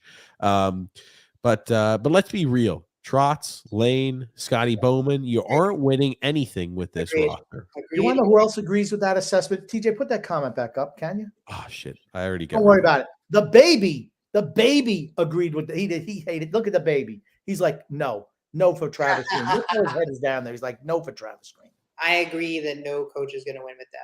Yeah, I agree. Jake K. Grumpy, if a soothsayer told you that you just need to score 2 goals in Game 7 of the semifinals, would you take that opportunity? I would take that chance. Yeah, I'd take that chance too. But here's the thing. If we would have scored a goal, Tampa would have scored 2. I agree with that. Tampa sat back at that point. They scored that goal and they just parked the bus. They just controlled that game from beginning to end. Pat Honahan says, Pat H says 2 points out. What are these clowns saying tonight? I'll tell you what we're saying. You're saying it doesn't matter if they make the playoffs. They are not winning a Stanley Cup. And as long as that is true, it does not matter. Yes. Yep. Here's the thing. We're 2 points out of a playoff spot. Pittsburgh has 3 games in hand on us. All these teams that we're close to all have games in hand on us. We played 52 games this year already. And Buffalo is tied for us with points. They have 4 games in hand. Yeah. So, you can look at, hold on. Is Buffalo's game even final? I don't know. I just hate this idea. Like, I get the idea of like game's still going on. Playoffs. I get it. But like, find me one team that's won a Stanley Cup that this Islanders team looks anything like. Yep. You can't. That's not true. The Ottawa Maroons in 1909. It wasn't the Montreal Maroons. The Montreal, and I think what was the Ottawa team? Was it the Senators? Okay, the Ottawa Senators back from 1919. I think they looked a lot like this Islander team. JK said, I don't view the Trotz era as a zero sum, black or white approach. He maximized talent. He brought guys in. I give the organization credit for those years. And they also did not win a cup. Those two thoughts can coexist, in my opinion. Agreed. Yeah, I don't disagree with that concept. I said I thought ownership and Lou Lamoriello in particular, they made the team relevant again. That was their accomplishment. But at the end of the day, we're not good enough to win a Stanley Cup. I never thought we were. Even from day one when they came in. You remember what I said, TJ, on the first podcast where they came in? What did I say Lamoriello should do and Trotz? What did I I know what you said, the rebuild. Blowing the whole thing up is because the fan base was so used to being a failure. They would have said, okay, these guys give us the opportunity. We're going to suck it up for a couple of years and just rebuild right on the fly, right there. They Right. didn't do it, and now you're where you're at today. But I would argue that the reason why they didn't win the Stanley Cup is not because they didn't rebuild, it was because they did not add to what they had in the end. They did not add the right pieces. I don't think I don't know what pieces you could have added. I think if you look at the team that lost in Game 7, if Artemi Panarin is on that team, I think there is a very, very good chance they go to the Stanley Cup final. But if Panarin's on the team, Lee's not. Okay, but you know what? But it might have just been just enough. That'd been a plus. Bye-bye, Anders Lee. Nick D said, smash that like button, people. That's right. Hit the like button. D-Cut says, Trotz won 7 straight first-round series from 2015 to 2021. Whoop-de-frickin-do. He was first in division every year. And, yeah, that's what he was in Washington, so they beat the 4th-place team. No. Nick D says, Besser for Bavillier, straight up. I would take Besser. I'm fine for that. I would take Besser. Why not? D-Cut said there's only one real Islanders fan Facebook group, Isles Misery Rated R. All the other groups can take it deep. Very true. And Sean Woodda says, what creature's out on your shirt, Grumpy? That's the beast incarnate, Brock Lesnar. Oh, God. Well, guys, we're here towards the tail end of the show. Daniel, what do you want to say before we start wrapping things up? Yeah, I mean, it's been an interesting season. I kind of feel a little vindicated that they've been bad lately. Just like, I had talked early on. I just kind of like looked at them. I know they were winning some games, but like it was so run and gun. Goalies bailing them out, and like my brother and I kept looking at each other. Like we were at some of these games. We're like, this is not sustainable. Like there's no way. And I remember saying as much and just getting like hammered for this. But like we're seeing it now. It was not sustainable. I don't even care that they've won the last 2 games. It's still not sustainable. Like they just don't have it. And I think I understand people don't like to hear negativity. I understand it's not the best. Like you want them to win. We all want them to win. I think we can all agree though that like we all want what's best for the organization. It's just a matter of how, what needs to happen in order for them to succeed again. And I think in our case, right, we kind of feel like things need to get worse before they can get better sometimes. And it's more about that than just, I hate the Islanders and hope they lose. And, it has nothing to do with any of that. I think it's just have to be realistic about what their situation is. And that's just something I'd like to stress. It's more about that than anything else. I'm on your side. I always have been. I've always been the guy who asked the tough questions with the coaches and everything, even when nobody else was willing to. Yeah. So, we want them to win. We all want the same thing. So it's tough. It's critical, but sometimes that's just what needs to be said, even if it's not what people want to hear. Absolutely. We talked about it earlier this year too. That was not sustainable. We got a lot of hate when we were talking about it as it was happening, but it was the honest, ungarnished truth there to it. Unvarnished, not ungarnished, unvarnished.